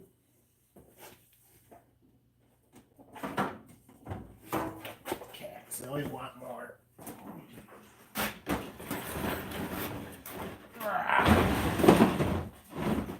And like I said, what is it? Oh yeah, it's about sleepy pill time.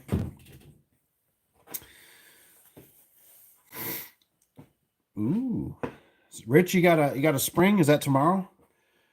You got one spring, or are you doing 2 springs? What size door? I'm just curious. Got 13 likes. Thank you guys for the likes. Didn't have to do that, especially on a Sunday. Man, you guys are just so nice. What's up, big boy? Come here. Come here. This one's Smokey. He's a big boy. He likes to go outside. I don't know if he marks or what he does. He's a good cat, though. He's getting big. Too much food. Too much food. You're going on a diet pretty soon, aren't you? Yes, you are. Well, hold up. You know I'm busy. Says, yeah. Tony says, yeah. Commercial photo cell and residential operator. Ooh, and training. Oh, yeah. Yeah. 2. Okay, so doing 2 springs, 16 by 7. Nice. Rich, I forget, Rich, do you have one of those bearing? Was it the bearing blaster? Those black ones that pop out the bearings? Because all of a sudden my brain went to, hope I don't have a bad bearing in it for some reason. You never know, you know.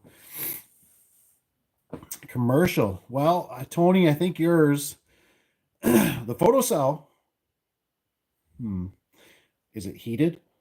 The photocell probably won't be so bad because at least you got a windbreak. You know what I mean? You're inside. That shouldn't be too bad, right? The residential opener, that would, can get a little dicey because most residential don't have, heat in the garage. And you got to bring your stuff in, right? So, yeah. Those ones are. I literally, I would bring. I know it's hard. It's hard to pack, but I should show you this because me and Rich were talking about this the one day. This is that torpedo here I got. See, it's got the thermostat on it. This is what I carry around. Ooh, I gotta get the fuel. It's old. The fuel gauge. What is this? Is that anti-seize still on my hands? Yikes. The gas gauge went bad. I can actually pop it off. I just I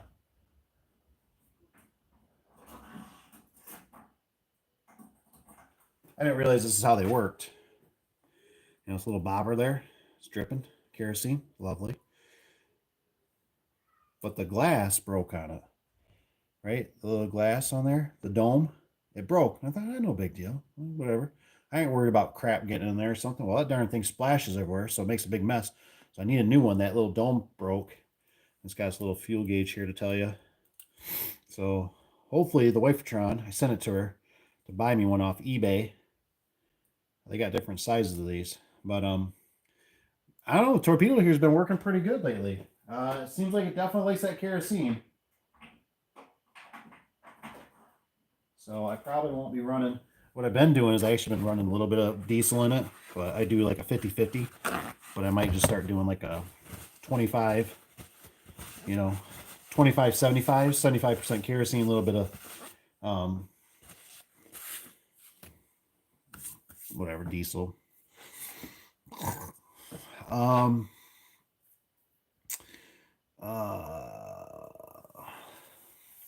oh, so you don't have one? You don't have one, Rich?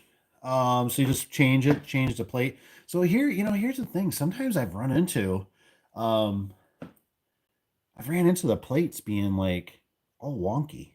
You know what I mean? Like I almost sometimes, it just seems like it never fails. Um, and you know how it is. Like you run into like that one that's got split boards up there, or you can't nail it, or you got the old flag brackets that got the ones that just hang out.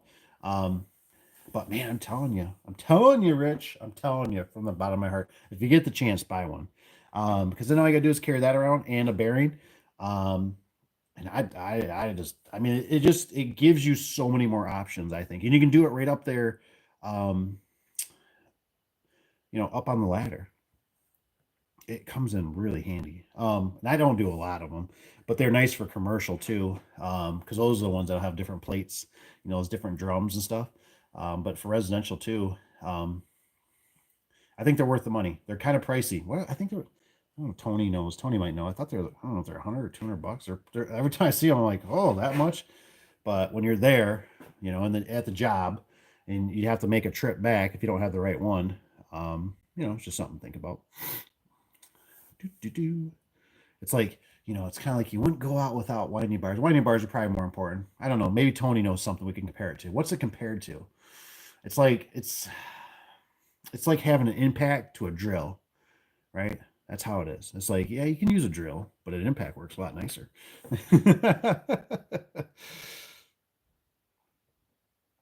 Dun, dun, dun. Tony says we're gonna build it in my heated garage. Boy, I like that. And then we'll take it to the job to install. Hey, that sounds like a great idea because then you can also get good training. You can be relaxed. You can learn. The way it all goes together. That sounds like a great idea. That'll save, 30, 45 to an hour of time, instead of being there fighting it. You can just have it all slapped together. You'll get some good training, and then you can go there and just whip her out.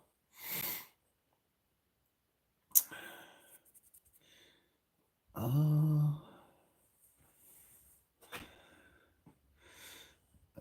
what's this? This is a Surewinder. Ooh, Rich, why'd you have to put that in there, man? You might as well just put in there. Why'd you have to bring up that word? Huh? What you can do? You gonna bring mustard up next?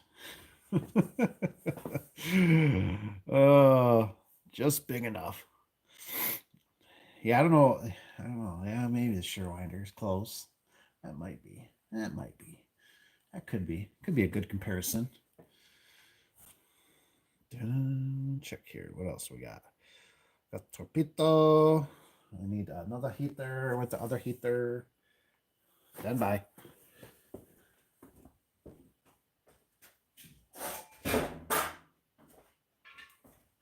Gotta bring this big dog. One of these guys, right? Yeah. Let's hook to one of these guys, right? A big bomb. Plenty of power, baby. Plenty of power. Man. What do you got? The swords on there? What time is it? What do we got here? That torch, he says, says they don't pay. He says, what's that? What about that torch? I love those torches, man. These torches, these big boys, man. These big nozzles, right? These are a must for me. I use them on like trailer hitches. I mean, there's just so many things I use them for. I was using it for a while before I had the DeWalt.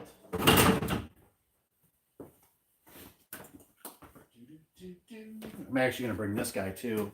This helps, especially when you got gloves on. One of these ones. I love these guys. So this is gonna come with handy, man. I have this kind of stuff.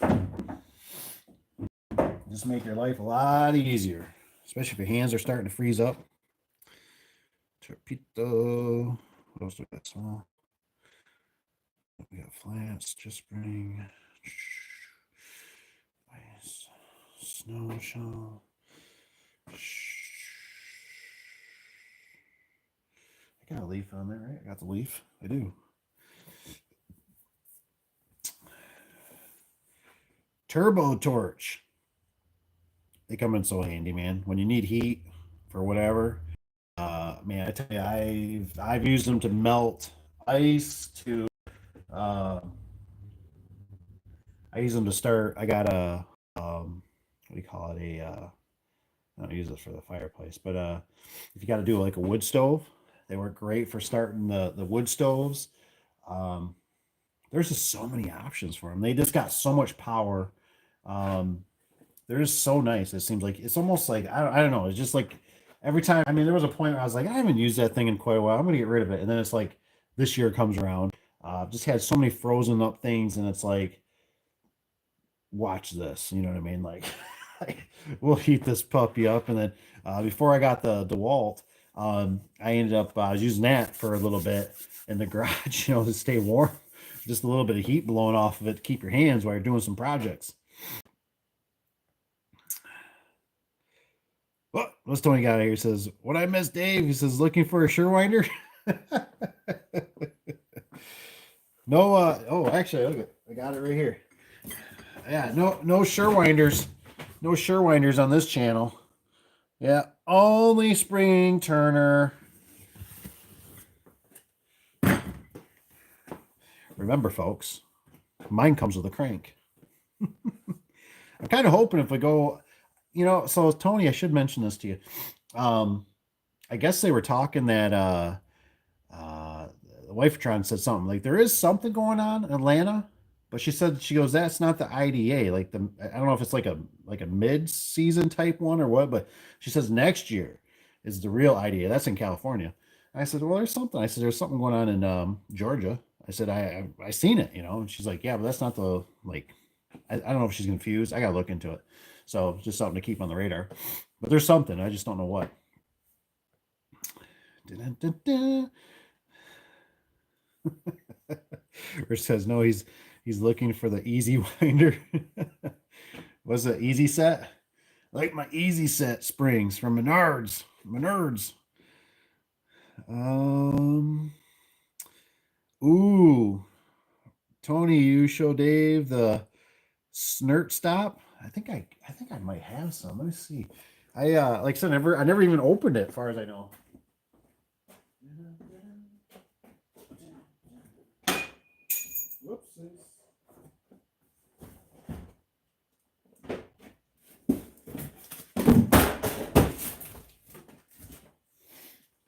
Yeah, I got some right here. Actually, never got to install it for a customer. Let's take a look at it. I don't even think I am. You know how you feel something? I felt warm for a second. Let's take a look at it here. Oh, snap. Look at that. Made in the U.S. Yeah, I didn't even get a chance to install it for a customer. Not bad. I have some theories on this, so it scares me that if this gets it to be, I guess my question is, like, for one, do you take off the bottom retainer or the bottom seal? Because, like, I don't understand the outside. The outside doesn't make any sense to me how it flaps. You got two flaps. Like, I can see you screw it to the one side.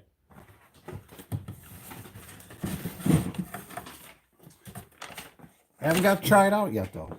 I just get nervous because years ago, I'll tell you guys, years ago, I put like a huge 3-inch piece of seal on a customer, and she burned me. She burned me bad. Oh, it gives you instructions. It's got good instructions, actually. It says measure, open garage door, lay, snort, stop, on the floor, blah, blah, blah. Begin at the one end, snort stops, something's to make sure to attach snort stop to inside the door. Foam needs to remain, blah, blah, blah. Insert screws about 1 inch from the edge. Lower door, inspect fit. Seems pretty self. Congrats, you installed the new seal. I don't know, I've been seeing them advertised quite a bit though. Not bad. Not bad. I think it's got a place, you know, a time and a place for it. But anywho, so my so this customer, right? This customer, residential. This lady worked for Lowe's.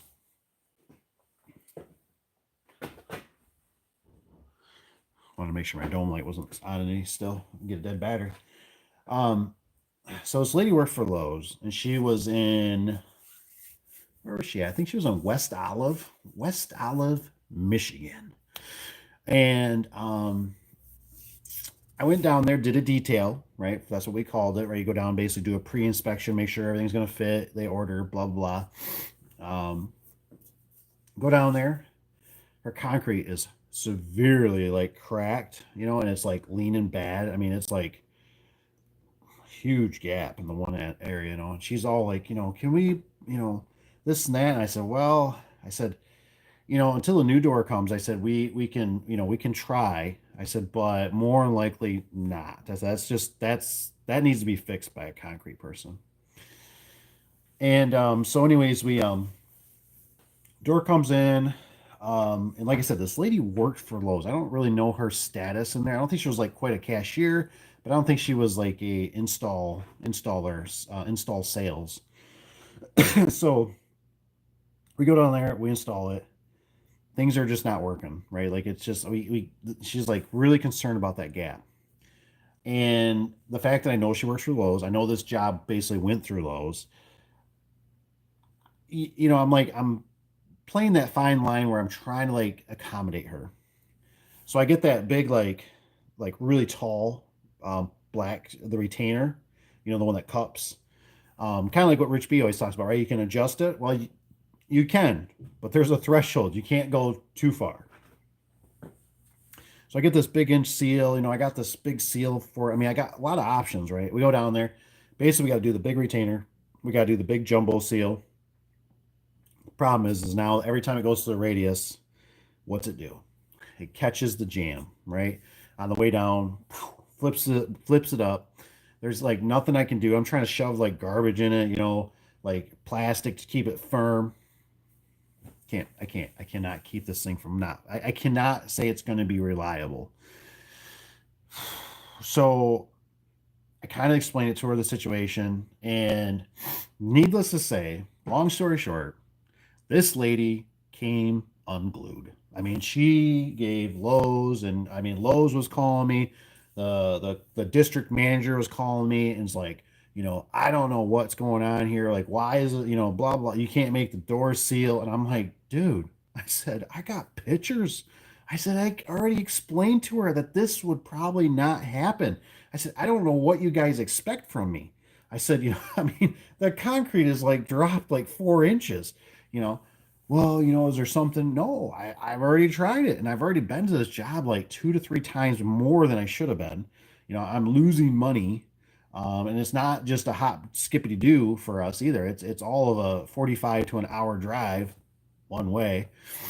And so finally, I think they ended up like taking some money off her bill or something like that, you know, and they resolved it. But I mean, holy train wreck, you know. So I always get concerned about that weather seal of certain things that you do that you got, you know, is this thing going to be, is it going to cause a problem? Is it going to cause the door to bounce back up, the opener freak out? Is it going to be in the way? Because that bottom seal, you know, you just can't manipulate. Everything with garage doors is very calculated, just like with top panels. When you try to manipulate top panels, you're like, oh, well, if I just move the bracket up, right. But if you move the bracket up, what did you cause now for this chain of reaction, you know, to happen? cause and effect here or something. Do do do do do do do. Do, do, do, do. Do, do, do, do. Tony Show Dave, the search stop says, can't remember if he was on the video last night when I was cleaning out the van. I was on in the morning. It says no, leave it on. So you leave the retainer on. Okay. The retainer and the rubber.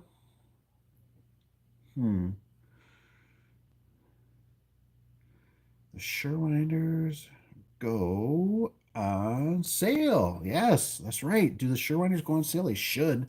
Jeez, those things, man. I wish. Guess I got to invest in some.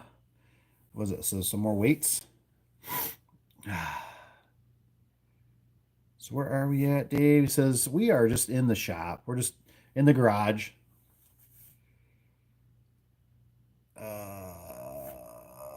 Just messing around right now, playing around. Never seen a Sherwinders on sale. No, Craig says. Nope. I think they're pretty tried and true. They like to stay. I mean, I think they got their numbers are their numbers. I mean, I don't think they're probably, if you look at these things, I don't think these people are making out like bandits. They're all pretty much in the same threshold. So just bit the bullet and bought one. Oh, nice. They're nice, man. I tell you what, they are nice units. Tony looks like one of Dave's garages. Yep, that's it. Dave's garage. Craig says, I have two Sherwinders and Brute Winder. Says they're awesome. They do work nice. I was hoping maybe if we went to one of the events, they were going to be there. I know I've seen Spring Turner at the IDA show before, but I don't know if I've seen Sherwinder. I'm assuming they would be. Rich has got, what you got, Rich? Evan, I think they're a small family business and pretty much ran out of a garage. Might be. I mean, that's what the Spring Turner, from what I can kind of tell, family. I think the guy said he was pretty much ready. His son was taking over, and he was retiring here pretty soon. The one that, they were nice. I mean, no complaints. No complaints. Let's see here. Oops.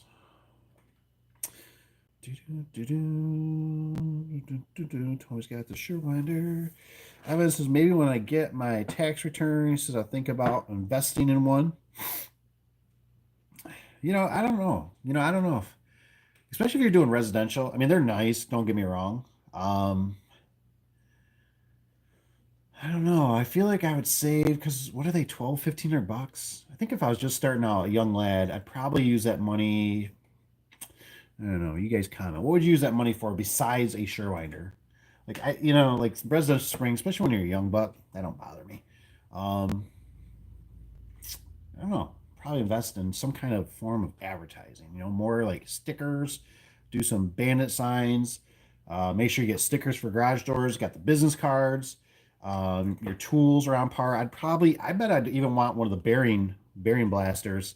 Because that's always those, like, I'm trying to think, like, when I've been in those situations where it's like the customer's there, they got to go or whatever. And I'm just like, mother fudgers, where like my opinion, like, I don't think of anything where I go, a Sherwinder would have saved the day. You know what I mean? Like, pretty much shorter winding bars, your standard winding bars, universal winding bars. I can get all out of those, but I like the bearings. I've had those bearings be problems before me, the end bearings, where you had to bang them out on like a hitch of a vehicle, and then it's all beat up. I'm just trying to think like a chain brake. Um, I don't know what you guys have for chain brakes. Like this has been probably. Let's see if I can find one. If it's in here or not. Oh yeah, it's down here. I ain't gonna say this is the best for small chain because small chain is a real pain in the hiney. And then like I must have taped on the one of the extra because you can lose these stupid things in here, these center punches. But like this is one thing. I use it probably more than most because I do gates and stuff. But I've had it where on small chain, like I don't know, you just deal with weird things with openers. You need to bust the chain off. But you can also use a grinder. Grind the face of it, the nubs, and then you can pry them off that way. I did have a different one that was a little more universal for small stuff for punching, but this has been my go-to for the most part. It does most 90% of what I need it to do, but I never have a good spot for the little bit. I always lose that little center punch that pops out. So, but this is what I use. Just some weird stuff. Bullet level. This thing saved me so many times. Openers. I use it for garage doors even when I didn't have something else. A little bullet level. Just saves you. Fit in your pouch. Good meter. Oh yeah. Forgot to give one guy back his square. This has been my best. And I'd recommend you buy a new one. I bought used ones, and there's something glitchy with them. I don't know if this is going to fire up. Yeah, it does. Good voltmeter, especially for like commercial. Residential probably don't use much, but it's nice for outlets, right? I found was this one the Fluke? This has been the best. You can get different voltages, but this was this the one I bought used? One of them I bought used doesn't beep that good. It'll beep when it wants to for continuity. Oh yeah, this one's working. So these are something I don't buy used power tools anymore. I don't buy used voltmeters anymore. I don't buy used tires anymore. Just some things in life I don't screw with anymore. And that's just some of them. Just ain't got no time for that. Ice and water. That's Milwaukee. I don't know why I want that.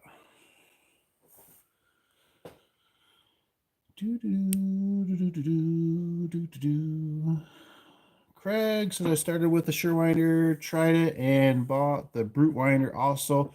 They work great. Oh, we got another fanboy. Craig, we like to joke around, me and Papa Tony, because I got the Spring Turner, he's got the Surewinder. He thinks his stuff just doesn't ever stink and is the best. I'm not gonna say it. But anyways, I'm glad it works good for you. The old wood doors, you could scribe the bottom panels. Old wood doors, you could scribe them, huh? Tony says, Evan, it would be a wise investment down the road. I think that's just my opinion. Like I said, you've got money burning a hole in your pocket. Sure, they're good for your shoulders and stuff like that. And they're nice. They're convenient. You know what else I would invest in? I don't know. Tony, you have to let me know if you use because residential is kind of like but I use a hammer drill. I got a nice hammer drill, and I tell you what, man, I used to be so scared of concrete. Like anytime it was like, oh my gosh, let me put these photo eyes up really high because I didn't understand how to do the concrete. And when you have the right drill for concrete, like a real nice portable DeWalt or Milwaukee, oh my god, you don't even think twice. You're like, oh yeah, put a couple holes and a couple tap guns, not a problem. You know what I mean? So a hammer drill, I've used that. You can use the ones they sell too, but they're just they work. But when you got the right tool, man, hammer drill. I guess maybe I think of more for commercial. Residential, you don't come across. I got the clips, but I've just had sometimes where it's like you just need to mount them to the floor for some reason. Floor to the blocks because of just certain circumstances, or, oh, that's what it is, the flag brackets. That's what I'm thinking. The flag brackets. Sometimes you're like, they got the brick up like 2 feet or whatever, and you're like, man, I really don't want to leave the bottom bouncing around like that with a photo eye. And you're like, but I ain't got no way to anchor it. So that's just something I think about. Or even me, I get myself one of those kachunkers, right, for doing angle iron. That would be a nice one, right? Because the sawzall and blades are not cheap. So a kachunker. That's my terminology of it. Kachunker. What else? What else would you do?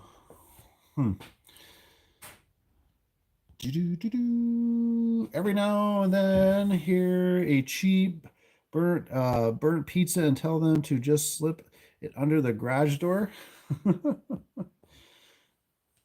Tony guy says, you're making me cold. He says, I can see your breath. It is getting chilly. Like I said, it probably wrap it up here pretty soon. I got to eventually hit the old bed. Morning's coming, all that good stuff. I still should either got to wrap the truck up or I got to get it for first thing in the morning for the horrible weather. But I tell you what, I'm kind of, here's the thing. Honestly, the cold's not really bothering me because I've been out in it all week. So it's like, because when we were out at that gate job, the wind, man, when that wind would start picking up, then you were standing there like, holy crap, man, I was fine a few minutes ago. The sun was out, and then all of a sudden the wind would start picking up, and you're like, where's my hat? Holy crap, doing the whole hoodie thing, right? That's why you got to wear a hoodie. Dun, dun, dun. Not looking forward to tomorrow. Supposed to be negative 34 Celsius. Holy moly. Yes. That's something you always got to be thinking about. Like I said, if you're kind of getting in the game, and the one bad thing is too is you got to buy the apparel typically, right? That was always, I always remember business partner always telling me that. You know what I mean? He always told me, he's like, man, he goes, you know how much extra, like, think about it. He goes, think about how much extra money it cost us. He's like, we got to buy Carhartts, you got to buy boots, you got to wear gloves. He says we work slower, and it's like, and I remember the secretary, old secretary, one time, she's like, I come in there, she's so distraught. She's like, I just don't understand. She goes, in the summertime and fall, they're knocking out 3 jobs easily, and she's like, they can barely get like 2 done. And I'm like, I'm like, go outside and work, And I've been noticing it now that I've been in the cold. Like my Milwaukee has been having a horrible time. The batteries with charging and stuff, just totally freaking out. Won't charge, not working. Like I got to use like double the battery. To run my like I picked up the Sawzall, and you pull the trigger, right? I think we all do that. You pull the trigger, right? And I was like, it's like, and I'm like, what the? Why is this thing like? Does it need to warm up? So then I was like trying it again. I'm like, sounds the same. So I put a bigger battery in it. It got like 3/4 of the way, but it didn't sound like it was full tilt like it normally would, where it'd be. So I'm just like, man, like the cold. Like I just don't remember the 18 volts, the nickel batteries being so temperamental like these new batteries are. And everything seems like everything nowadays just flashes at me. It really ticks me off. Everything just flashes. It's like, I'm dead. I don't work. And I'm like, I just need you for 1 second, please. Stay alive. If I had to do it all over again, he says that would be the first thing I'd buy. He says I wouldn't have the shoulder pain.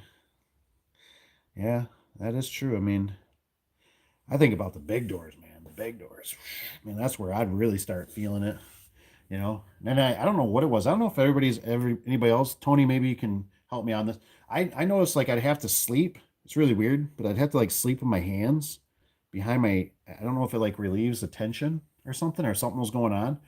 I don't have to do that really anymore because I'm not on the bars as much as I used to be. But man, I mean, I literally have to sleep with my hands behind my head. But it was weird. I didn't have like a certain pain that I remember. It's just I have like discomfort. I don't even know how to explain it. It wasn't even like I don't know. It's like just automatic. The sugar winder saves your career. Yeah, yeah. I mean, if you're getting into it, what is a bearing blaster? Am I saying it right? Is it called the bearing blaster? I mean, or is it called something else? I forget. I always forget the name of it. I think I got one. Hey, let me look. Try to keep it in there. Gotta have one. It's a must.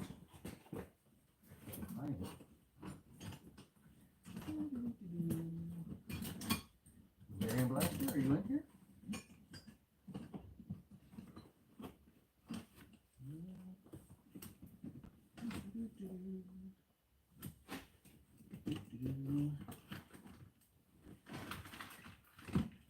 Oh, see, and Evan, don't forget these. Get yourself some blocks. Those will save you a lot of time in traveling. Take me some blocks anytime. Over that silly Sherwinder. Ugh. Get yourself a spring turner. Maybe I can sell. I can sell Evan mine. Don't be giving him no ideas. Don't be dissing my spring turner. I know how Tony is. He's that salesman.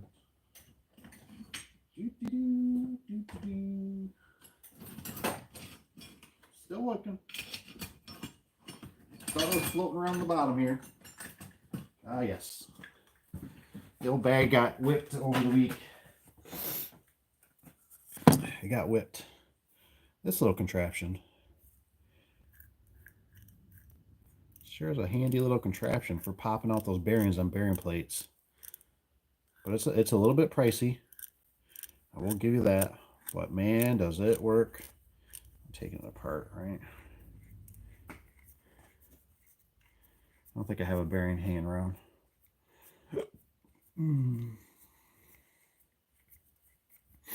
I'd show you otherwise. Look at that. So you just pop that and it'll push it in and it'll pop it out for you. And man, does it work nice. It's so smooth. I mean, there were so many times over the years I would smash those bearings, those end bearing plates out. What is it? Does it say a name on here? WW something it says. All World something dink.net. Maybe we can buy them cheaper. Kind of coding it. Oh, we jumped off for a second. Must be. We're live. Hopefully you've seen the bearing blaster. Patent. It has a patent on it. All right. That's cool. That's cool. Cool, boo. Whew.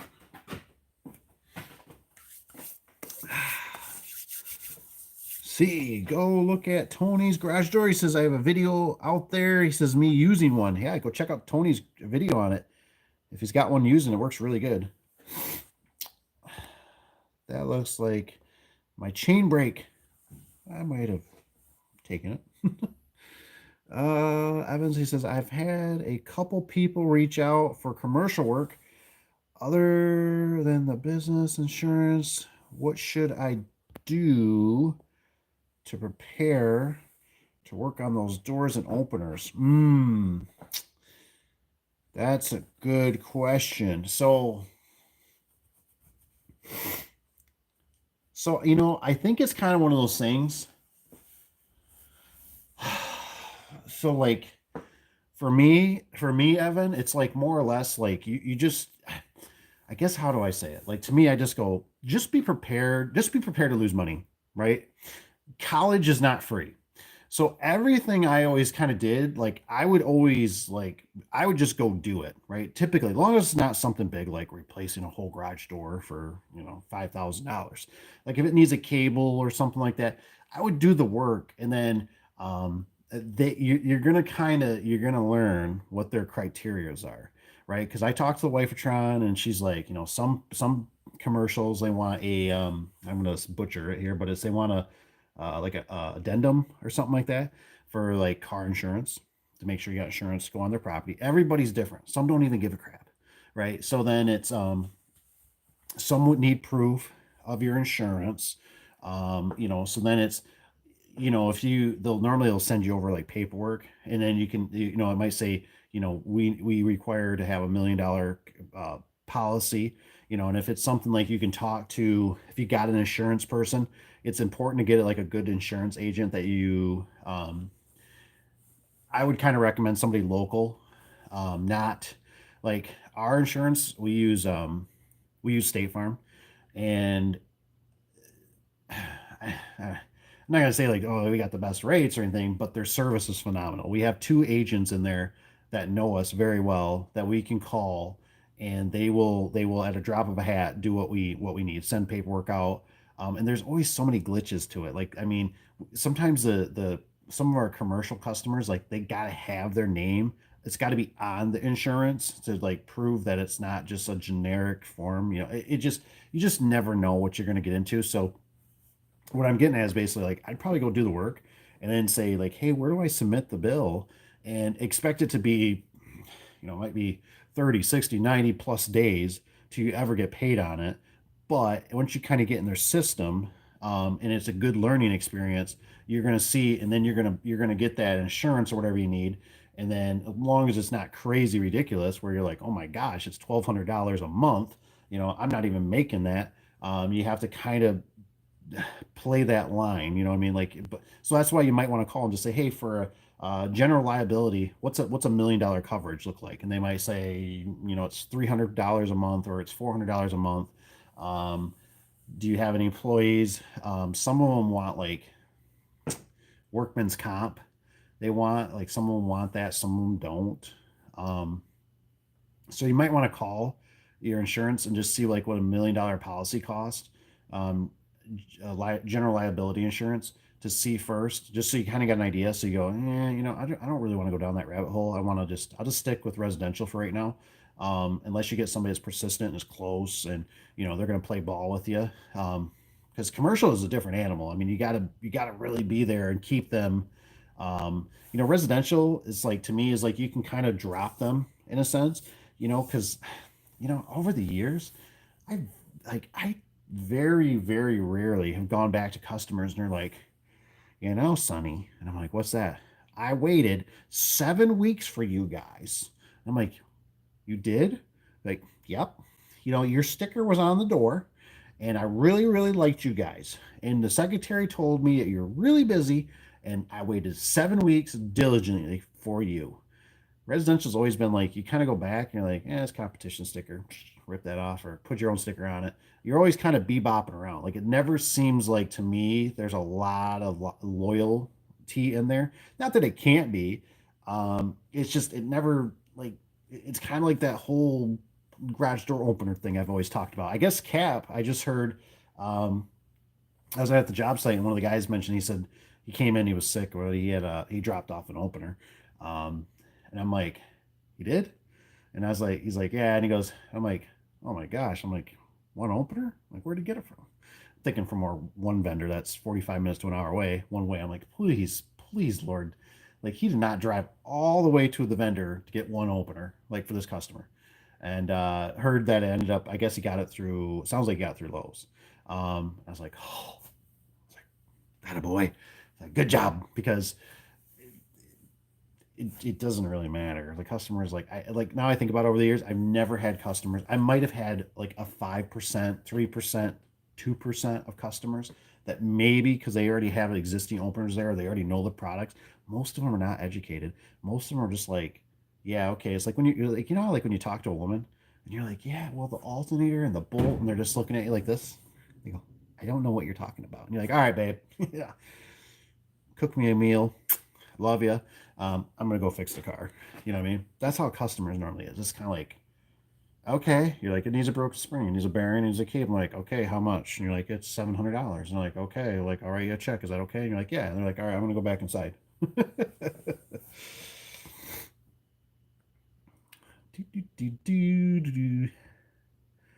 Get a bike chain brake for the small chain.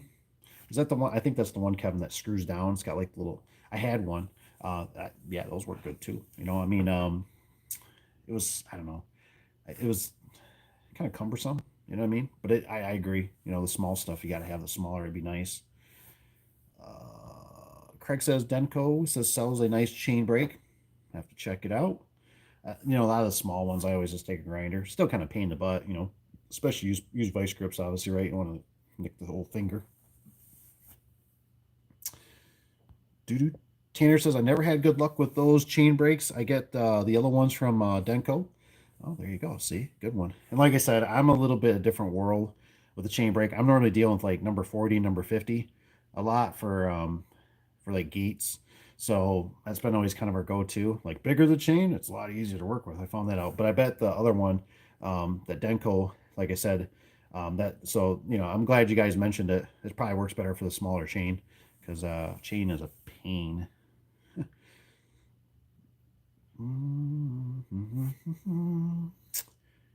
To Tony says, Craig.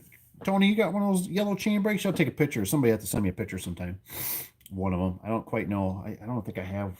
I bought one. It has like real fine threads on it. I don't even know what happened to it. I think it finally did the Houdini. Fluke.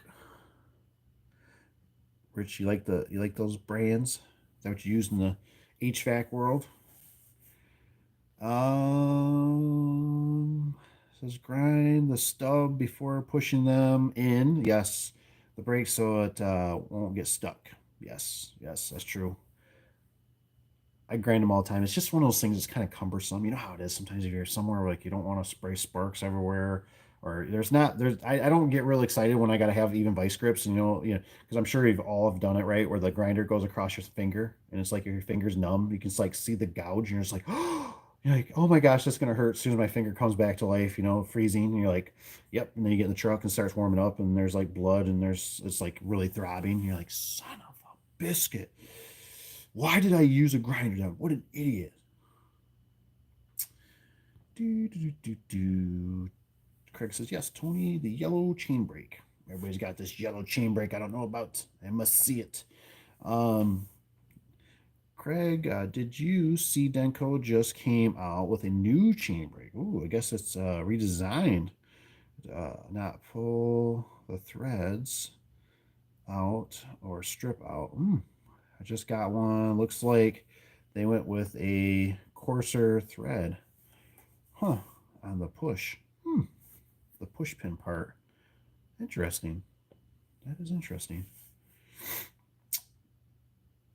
What do you mean by the bearing blaster? You gotta check out Tony's. Tony's got a video. Tony, go to Tony's Garage Door Service. He's on here. Check out. He'll give you a lot of details on it. Tanner, I see the new chain brake, but wasn't sure what they improved on it. Oh, okay. SDS drills are the best, Dave. What do you use for anchors? Tap cons or tap ins? Ah, man, I think I use the redheads, and then I also use the tap cons. Um, that's about the best. They're kind of hard to find. I like the ones that thread into. There's other manufacturers for bigger ones that'll actually thread in, or you put that sleeve in there and you can thread into the sleeve. Um, I'm definitely not an expert when it comes to those. You know what I mean? I'm still in my learning phase of always the best, but like Tapcons work good for like photo eyes. Um, like what was it tomorrow? I got something I got to drill into concrete, but I need longer ones. So I don't know if I'm gonna get some longer Tapcons, possibly. And then I use the Milwaukee. I use the Milwaukee hammer. It's got its own bits, that works pretty good for drilling into concrete. So um, you know, I just use kind of generic. Like I said, because I use the Milwaukee. I use the Milwaukee bits, and then like see the SDS drills. Like I don't know what's that. If you're talking, I'm assuming you're talking concrete bits. I don't know if my other one's in here or not. Let me see. Oh, it's right here. Then for like regular drill bits, just in case we're talking about this, has been the best. I don't know if any of you guys use these. I used to get them through Fastenal. They're kind of expensive, so I buy them offline. I think they're like 70-ish dollars, 79, $80, something like that. But this has been the best design I found for regular drills because your stuff doesn't fall and it's not like that clanky metal. You got all your bits in there. Man, these are golden, man. I love this design. You know what I mean? You just put your cap back on. Bada bing, bada boom. And then I guess it's got a clip on it. I don't use that, but for the price, for when you burn them up, because I can't sharpen drill bits to save my life. I ain't got the time for it. Don't want to mess with them. And then like, a lot of times, like you'll see if I'm doing certain projects, like there's a bit in here that's upside down. It's right there. It's not pointing up. Like when I'm working on jobs, I'll stick them in backwards like that, so I know that's my go-to for whatever kind of project I'm working on. But these are, for $80 or whatever they are. Instead of Fastenal, I used to charge. I think it was like same. It's just blue, like 120 to $140. Something like that when I was buying them at Fastenal. But they were the only ones I seen that had this design. And then once the internet kind of started going, I bought them. I don't know if these are Drill America. It says on there.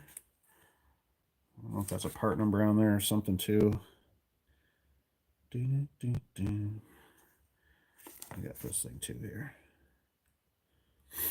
These work really good, and like I said, for the price, $80. I mean, they last me, I don't know, 6 months, maybe. A year. I get out of them, and then I'll just They just turn into freebies, I guess. I don't know.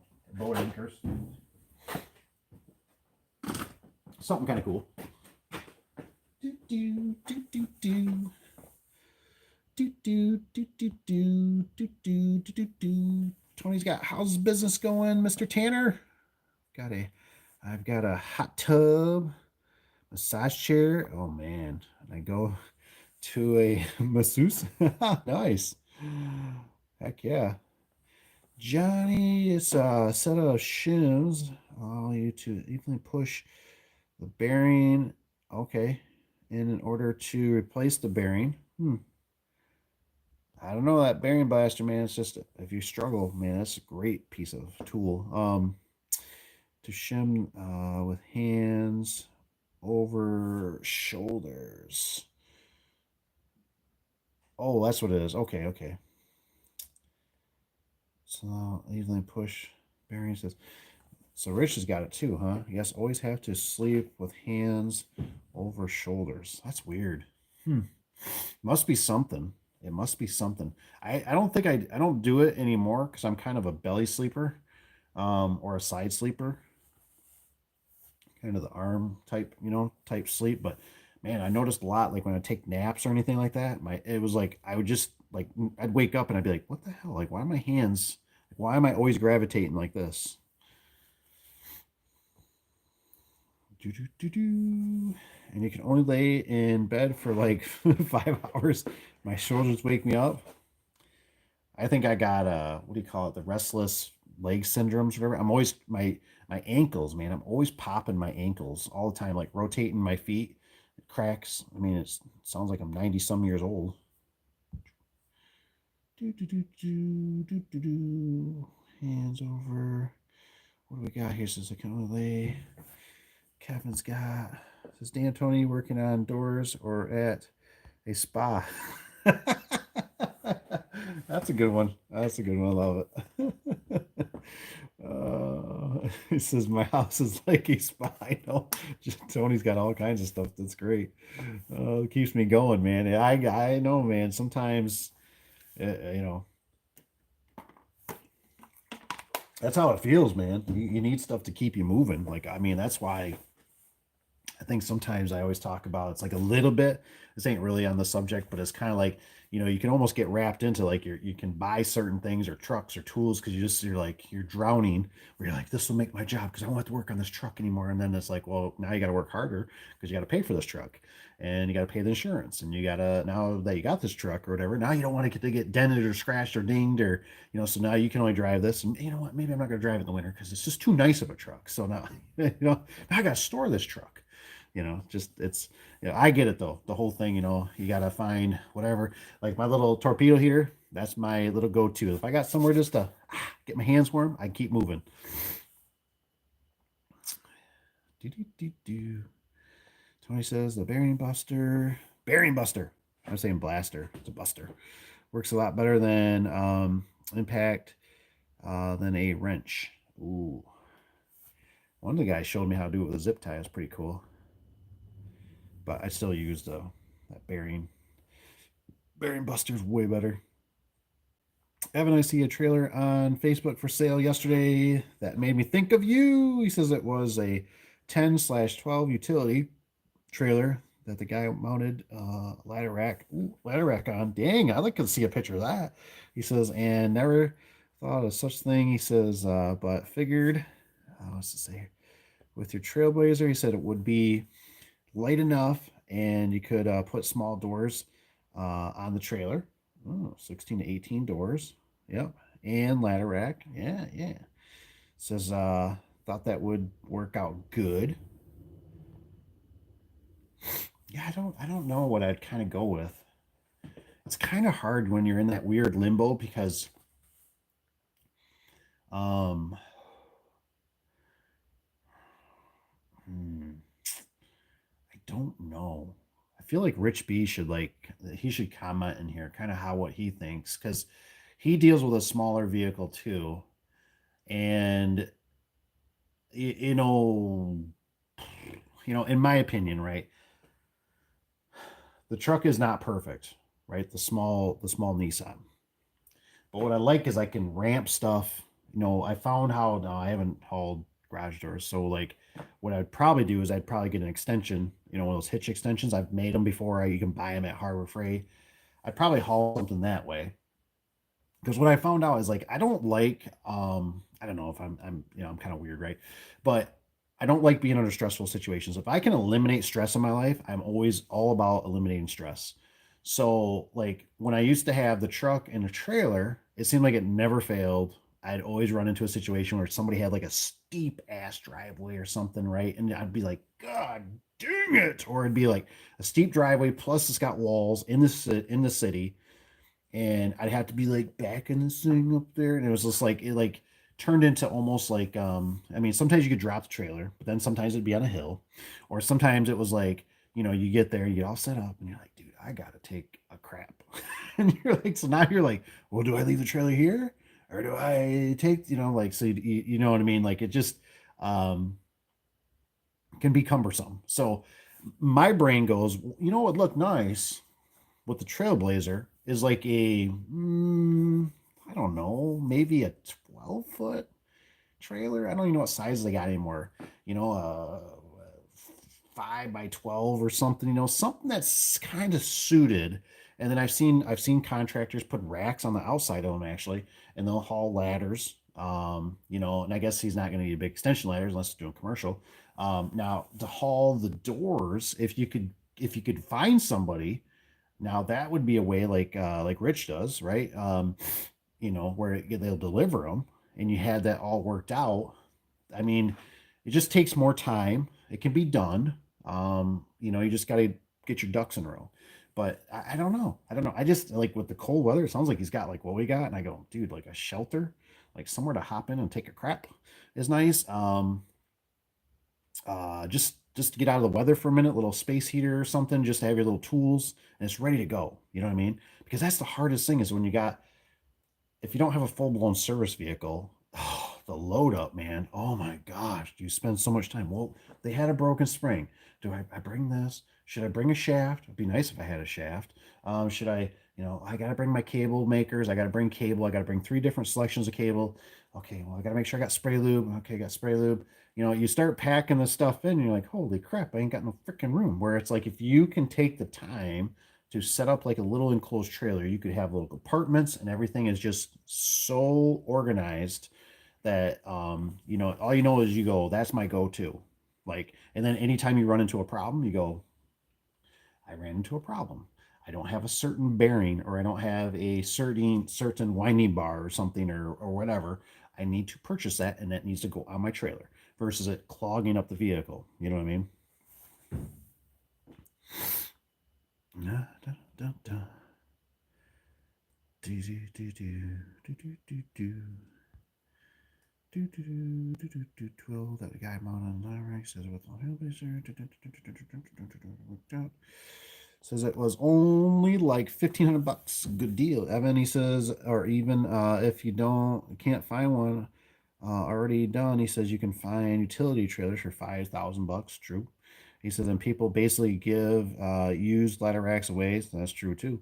Sometimes to think about easy to hook. Yeah, yeah. Most commercial wants bonding, which is like insurance. I don't think ours does. We don't really have much of that around here for the bonding. We had one job we did. I remember for the cemetery, we did a fence job. We had to get a bond for that. Um, but most of ours is just general liability. General liability. Sometimes they want to know your car insurance. They'll do workman's comp. I think that's roughly about it, right off the top of my head. That's not really my department. That's kind of sometimes that's like wife trying secretary, accountant, state farm. Normally it's like that call. If, I don't even get that call anymore where it's like you get that call and it's like, yeah, let me just have somebody contact you. Hey, state farm, handle this. What do we need to do? They call back and say it's all set, or they go, we want more money. And I go, fudge. I go, well, how much? And they tell me, and I go, nah, I'm not even gonna entertain it. I go, I don't even want to entertain it. It's just too much. It's not worth it. This customer's not a good customer. Do do do do do do do do. up to and load up light enough to pull around with your Trailblazer. Even can keep your personal vehicle most amount a job box. He says, yep, yeah, I'd agree. I'd agree. I'd agree. I think you're kind of, you're kind of limited. You know what I mean? Because now it's a brand new vehicle. You don't want no scratches. You don't want no dents. You don't want no stains. You don't want oils. You know what I mean? So it's kind of, you know, um, even for me, um, could I do it? Yeah. But do I want to? I don't think so. I got kids. I just did something the other day. I spilled something, and I was just like, whatever. It's like it's work truck. It's whatever. You know what I mean? But when I, had newer, very new vehicles, it's you throw a ratchet strap over, and it's clunk hits the side of the paint. And you're like, mother fudger, right? And you got to go over there, and you're all like, yep, yep, yep. I did that. Now I feel like crap today. Yep. I just put a nice dent. I put a nice chip in the paint. Awesome. Awesome.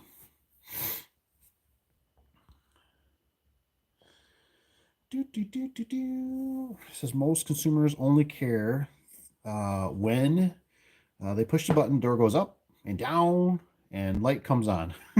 I like how you put that, Richby. That's very true. That is very true. That's one thing I've noticed over the years. I wish I wouldn't have. Honestly, personally, when I was first starting out, I was so I can see that twinkle. It's like Caleb when he came around the corner and he's like, yeah, he's like, I was talking to Angie's List. They're talking like they can get me probably 12 to 15 jobs a month. And I'm like, whoa, dude. Whoa, dude. Whoa. And he's like, if you even look at her profile, she's pretty nice. And I'm like, whoa, whoa, whoa, time out, time out. No, no, no. Like, it does not work that way. You know, they just want to they want to hook up your money, baby. They want to take your money. They want to get in your pockets. So you get that twinkle, and you gotta, um, you know, I used to think the same thing. You know what I mean? Like when we got signed up with Wayne Dalton, I thought, oh my gosh, that's a name brand like Wayne Dalton. Like they're everywhere. Everybody, you know, we get signed up. We're gonna be exclusive. We're just gonna just annihilate the market. Like they give us the best prices. They got the best product. Oh yeah, they got the coolest stuff, the most innovative. Yeah, nobody else can beat this. You know what I mean? When there's like a million other vendors out there, and people are just like, yeah, like I went and looked at the store already, at the box store, and like I wanted to match my front door, so it needs to like match this color. And you're looking at your paint samples, and you're like, this is not even close. And you're just like, why am I doing all this work? Why don't I just go to the damn store or have them purchase it, tell them to do some upgrades, and I'll just install the darn thing. You know what I mean? Because this is stupid. Like, I'm not going to go through my vendor and then, like, I install my door and I'm like, oh, look, here's my door. It's our product. And then they go, it doesn't match my front door. Can you, like, take it back? And you're like, take it back. This thing costs like $2,000 or $5,000. Go fly a kite, you know? So, they already did the homework for you. You just provide the labor, you know what I mean? Do whatever and just remember there's no warranty on this. If I gotta come back, it's gonna be another 65, 120, whatever we're gonna charge. 405. We're missing 405.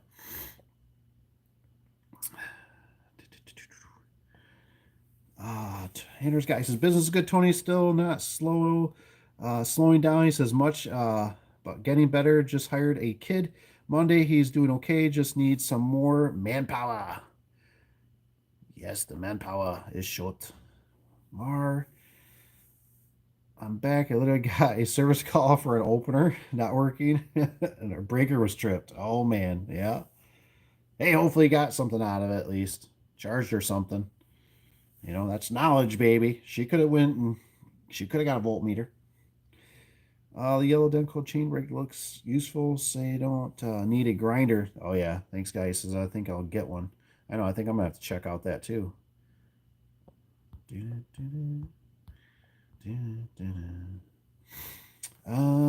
Tanner says just seen a 16 by 12 trailer for $600. Ooh. Tonight that would work good. He says maybe put a hitch mount on that and get one of those hitch bed extenders for longer doors. And Evan, that would work good too. I used to do a lot with the hitch extender, but like I said, I'm kind of, this is just Uncle Dave's opinion. It's one of those things. Like I said, if I had a nice Trailblazer, I sure as hell would not want anything touching the hard plastic, leather, cloth, anything. You know what I mean? Like that would be, you know, um, probably nothing would be really in there. I literally think to myself right now at the moment, as of Sunday, that could change on Monday. I would say probably like you know, I don't know. I don't like I said, if you could park the trailer somewhere, if it's visible, that's great. You also have to always worry about now the trailer getting stolen. But if you could park the trailer somewhere, so it's maybe not in your township or your town or at your house, just depending on your location, right? I get the whole thing about gadget inspector in the township or a neighbor and saying, I think he's running a business out of there, and then they, you know, come whack you for something. Um, but if you had a trailer, you could leave the truck as a normal service, or as a normal vehicle. Maybe down the road you want to get wrapped or something. But if you had a trailer, you can get the trailer wrapped, right? So it's got your nice, and I think that's kind of like your level. Like, is it weird? Like Tanner probably can relate to this a little bit. Um, it's almost like how do you explain it? I'm just going to be kind of blunt about it, and I'm not probably saying it because the brain's going faster than the mouth. Um, it's like you almost kind of go out there in the world, and you're kind of like, at least my era now, it's kind of like you kind of have this like, I don't give a shit. Either you want my service or you don't. You know what I mean? Like, I know my stuff. I know how to work this. I know the outcome. I already have the crystal ball. I've done this. I've played these cards so many times. I know it like the back of my hand. But when I was starting out, it's like you almost put off this energy of like not confident. You know what I mean? Like insecure, like not confident. And people can sense that. You know what I mean? Where it's like, and maybe really what it is you have, I believe this to a certain degree.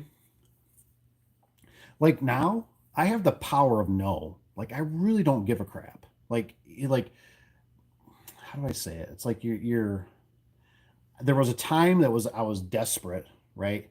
And now it's like if it doesn't make financial sense, I could give a rat's ass. Like I don't care. I don't want nothing to do with you. I don't care. It does not affect me. I just kind of go, it's not going to work. It's just not going to work. Like this is not a good fit.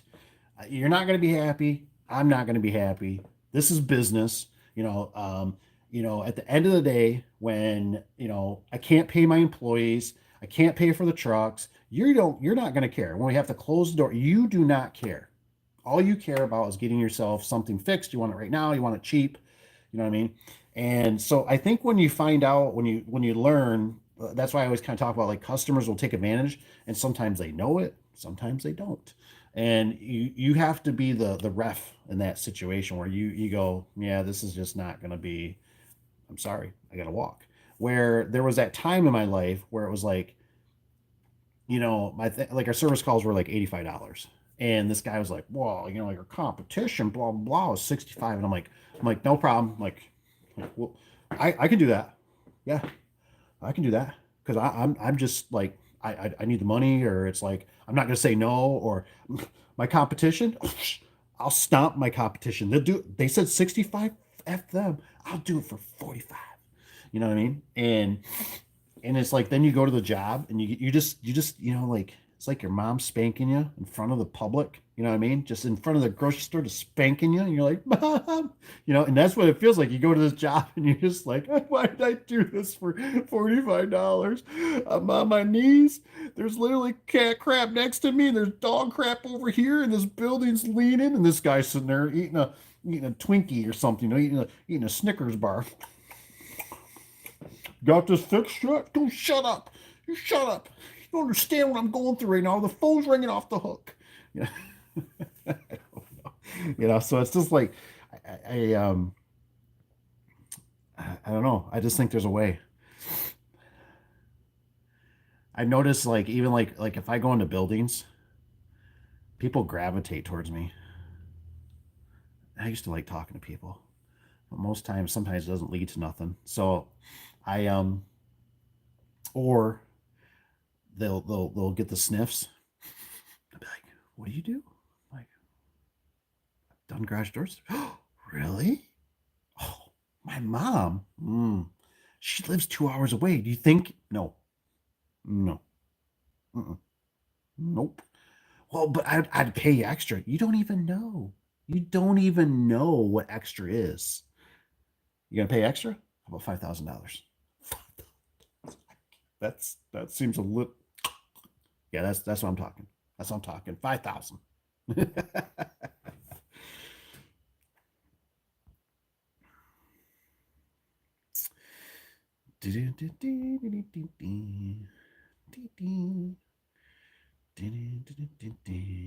Angie's Bliss. Rich got Angie's.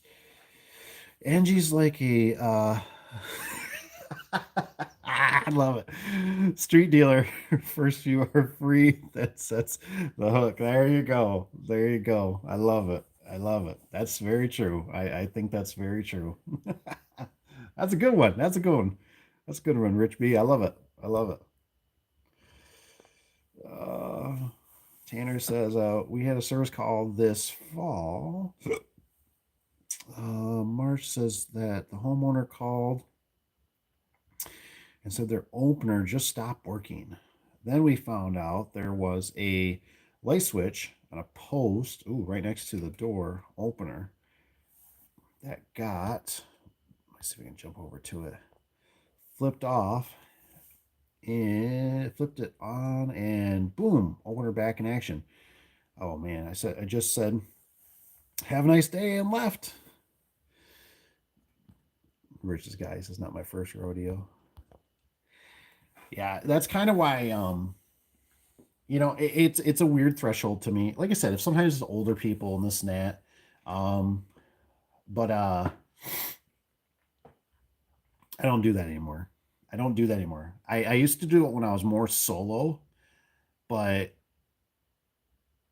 when you start looking at payroll was right up there, right? It was always like material, payroll, fuel, maintenance on vehicles. Then it kind of went down, like scissor lift rentals or scissor lift repairs and blah, blah, you know what I mean? Those are your highest expenses, you know what I mean? And that's why they're typically in the big companies, right? Those are the first ones that get whacked. You know what I mean? Because that's the easiest, fastest way to get your profits back up or whatever, or reduce the bleeding, because those are your most expensive. And that's not to say we don't value our workers or anything like that. It's just in the big business, that's kind of how, that's what, even in small business, that's what I noticed. Um, so then when I started thinking about it, when you have to send somebody, right? Because it's like almost like a little different. Like when I started not being in the field, it's like I sit there and I watch that truck leave or van and I'd go, I have to pay somebody. Like this person's getting, whatever it was, 12, 15, $20, and that van is leaving. That van sitting there idling. Pistons are going up and down and it's running, it's sucking gas. And there's a chance that while they're out, some knucklehead that's doing something they shouldn't be, or texting or whatever, or driver even, whatever, gets into a car accident.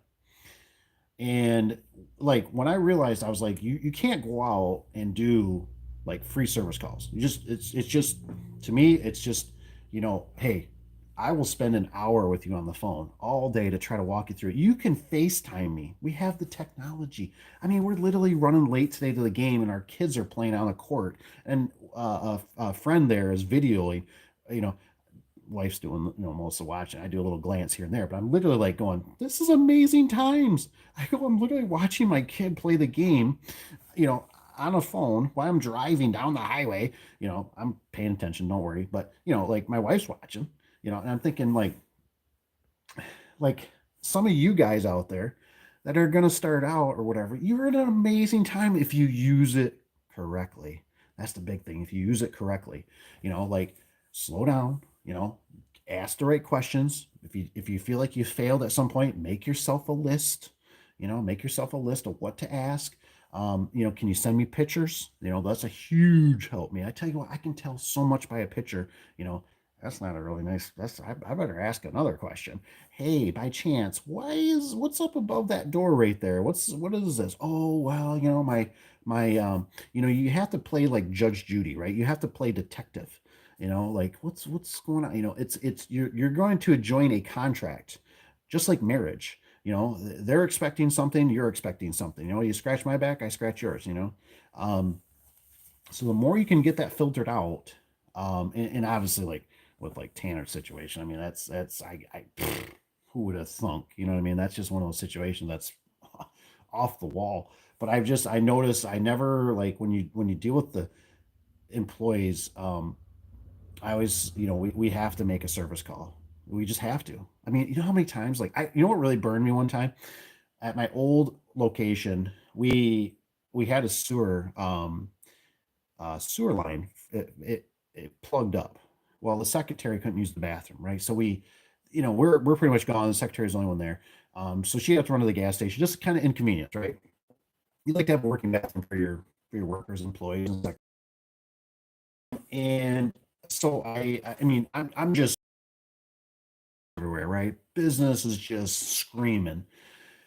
And I remember I call a plumber. Yeah, we can come out. We come out, right? And so I have the wife meet the guy, and I'm just out. Phone's ringing. I got two phones up to my ear the whole time. Yeah, yeah, yeah, yeah. Okay, this that. Trying to do winding bars, and I get a call. And I said, she's the plumber was out. I said, okay. I said, so what do you find out? And here's the thing, right? It's that situation where the plumber don't know or stuff, but they're going to charge, right? And I mean, I don't care. I have a problem. Take care of it. It's at that moment, right? Which there's customers that call us that we don't realize that too. I will throw money. You want 200? You want 500? You want 1,000? I don't care. Fix the damn thing. I got more money than I got time right now. So, like, take care of it. So my wife, she's like, no, he didn't get it fixed. And I'm like, okay. I'm like, so what is he going? Well, he thinks it, but he don't have a camera.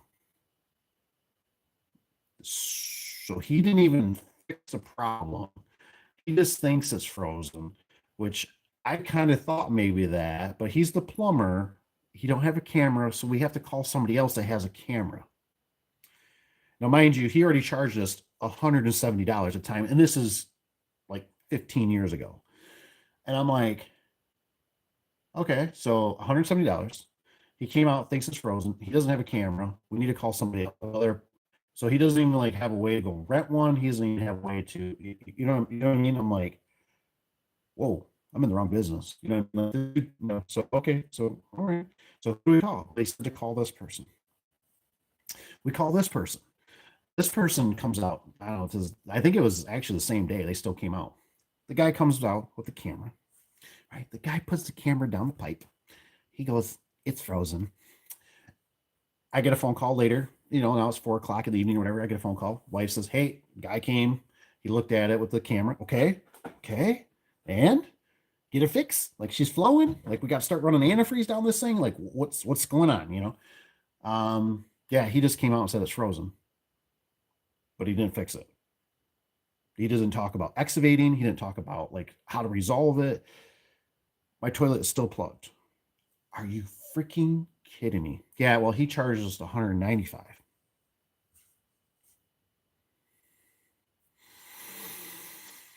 So what do? I come home 8, 9 o'clock, burnt out like a mother. You know what I mean? I gotta go out and I gotta find the hot water tank, which is right there. I gotta hook a garden hose up to that son of a biscuit. I gotta run a garden hose down there, right, with hot water to break this thing free. Because what it was, there was like a little low spot where it was puddling. And since the water would just trickle, it would freeze that area. So in the wintertime, we had to literally like every time you flush, you have to take and put a little bit of that RV coolant down, or the RV antifreeze. And I'm just like, I was so livid. I paid two contractors and they couldn't figure this out with a hot water tank going, hey, do you by chance got a hose? Or like, call or something. Like they just, yeah, it's frozen. And I thought, that's horrible service. You know what I mean? Like, at least if we show up, you know what I mean? You flip the switch, you fixed it, right? You fixed it. I fixed something. I came out, I fixed it, or I'm coming back to fix it. You know what I mean? I'm not leaving you hanging, I get paid. I don't just, hmm, yeah, I don't know. I just going off. Uh, Peter's here. What's up, Peter? You guys tell me what you think. He says, I think it's wrong to charge if I what it says if I can't help you like the first guy Dave called. That's I think it was with those plumbers. Like I said, that's why I look at it nowadays. You know, if I look at it this way. You called me with a problem, I fixed your problem. Nowadays, there is no damn excuse for anybody. You have so much technology, right? You have so much technology. You're all holding it right there in your hand. We can all do the same thing. We can find out how to change our motor in our vehicles. We can find out how to do oil changes. We know how to do the transmission flushes. Everything is online. Some people just don't want to, like me, I'm the same way. I get certain things like that day with the plumber. I didn't even care what the price was. It was just fix the damn thing. But what got me was that you charged me and you didn't fix it. If the guy would have said he needs to go get a camera, go get a damn camera. I know the rental company rents them out. Go get, but it was just like, oh, yeah, well, we don't have a camera. So you're gonna have to call somebody with a camera. Oh shit, that would have been nice to know. And then we call a guy with a camera, which you think with the guy with the camera is gonna have an auger or something, fix the darn thing. And it's just, yeah, it's frozen. And the problem was is like it's not like, you know, well, there's some steps we could do. We could excavate. I mean, I would have been like, fine, just excavate it, fix the damn thing. You know what I mean? Like like I said, I got money coming out of my ears. I just don't have no time. You know what I mean? So, um, but it just burned me that the fact that I was like, they literally did not fix the problem and they charged me. You know what I mean? Now, if they would have done like half or something, be like, well, this is a situation, but like I said, I can't think of any customer I've never went to that I charged, but I fixed the problem. You know what I mean? It could even be a photo eye out of alignment. I charged them. I was just telling the wife the other day, we went by a multi-million dollar house on the lake, right? And I told her, I said, what's funny? I said, that lady that lived there chewed my ass out. I said, I remember we were, what did we do? The photo eye was off, and I think it was the limits on those old Chamberlains, the lift masters that were the mechanical limits. So we popped the cover off, right? We cleaned it, right? We put it back up. And I remember it was like a discussion. I remember with my business partner, for whatever reason, I don't know if she was listening or what, but he's like, do we charge her a full service call or should we like give her a discount? And I'm like, dude, she lives on the lake. Like, there's like 3 BMWs here. Like, I'm like, and I think we're only gonna knock off like 10-20 bucks. And I'm like, nah, I'm like, we're charging full price. And we had to pull the cover off. We blew the white shavings out. There wasn't like many, but we did some maintenance to this thing and we got it working. Right. Well, obviously she comes out and I remember we told her, at the time it's $65, $85, whatever it was. And she's like, you guys are charging me that because I live on the lake. I'm just like, good golly, lady. I'm like, your property taxes is more than my house a year. Like, I'm like, what the hell is your problem? So as we leave, about 2 hours later, guess who calls up? It's that lady. And now we show up, right? And we're not going to charge another service call, but this is why we have to charge a service call and we have to charge what we do for our service call for little screw ups like this. And it was, it was our problem. It was our fault. Whatever. We just didn't get the terminal cleaned enough or we didn't get something scraped off good enough. We did it again. The problem was solved. We didn't charge, what I mean? But it cost us time to go out there and gas and everything else. So, but it's just like, so it is what it is, and that's why we just try to really make it very clear to customers that, hey, if we come out, there's going to be this service call, it's this much money, you know what I mean? And otherwise, if you want to FaceTime or do this or call us back or whatever, most time they do it. But I look at that service call out, and like I said, I always make sure they pay me that service call right when I'm there. Um, and we'll that comes off your bill, whatever else we do. It's more paperwork, it sucks, but I look at it and I go, nope. Because once you tie up their money, they're, even if somebody else tries to whittle their way and they'll be like, well, I already paid them, $100, let's just say, and they're supposed to come back. And so I just rather deal with them. You kind of lock them in, you put a spike in the job. Says if you can't find it, fix it. Shouldn't have a full charge. Anyways, yeah. I mean, like I said, if you can't, something, what I mean. But just to walk away and not solve the problem, I was so irritated, man. And I thought these guys are criminals, And I thought here we are, we go out and do something. I did it all the time, right? You do a photo eye, and it was like I remember one time. Um, I don't know if I was charging the lady, but the lady was like so busy, right? She was on the phone. And I remember like, just that kind of rude, like almost like you're nobody, like I'd be like knocking on the door in the garage, and I'd be like, hey, just, and she's like, yeah, just go ahead. And I'm like, okay. I'm like, I come back in like 5 minutes, knocking on the door again. And I was like, she'd be like, okay, like, well, can you email me or whatever? However, we had our system at the time. I'm like, yep, it's all, you're all set. And I was like, if you want, like I can come out here and show you, because either like they have a garbage can or something right by the thing, right? And I mean, like 2 hours later, she calls again. I show up. And I don't know if I like threatened her because I was kind of irritated. I said it's gonna be another service call for us to come out. And they did the same exact thing. They whacked it. And it's like it was like they just started putting the garbage can here. And it was like you can't be putting the garbage can right here. Whatever was happening, something new was now causing a problem.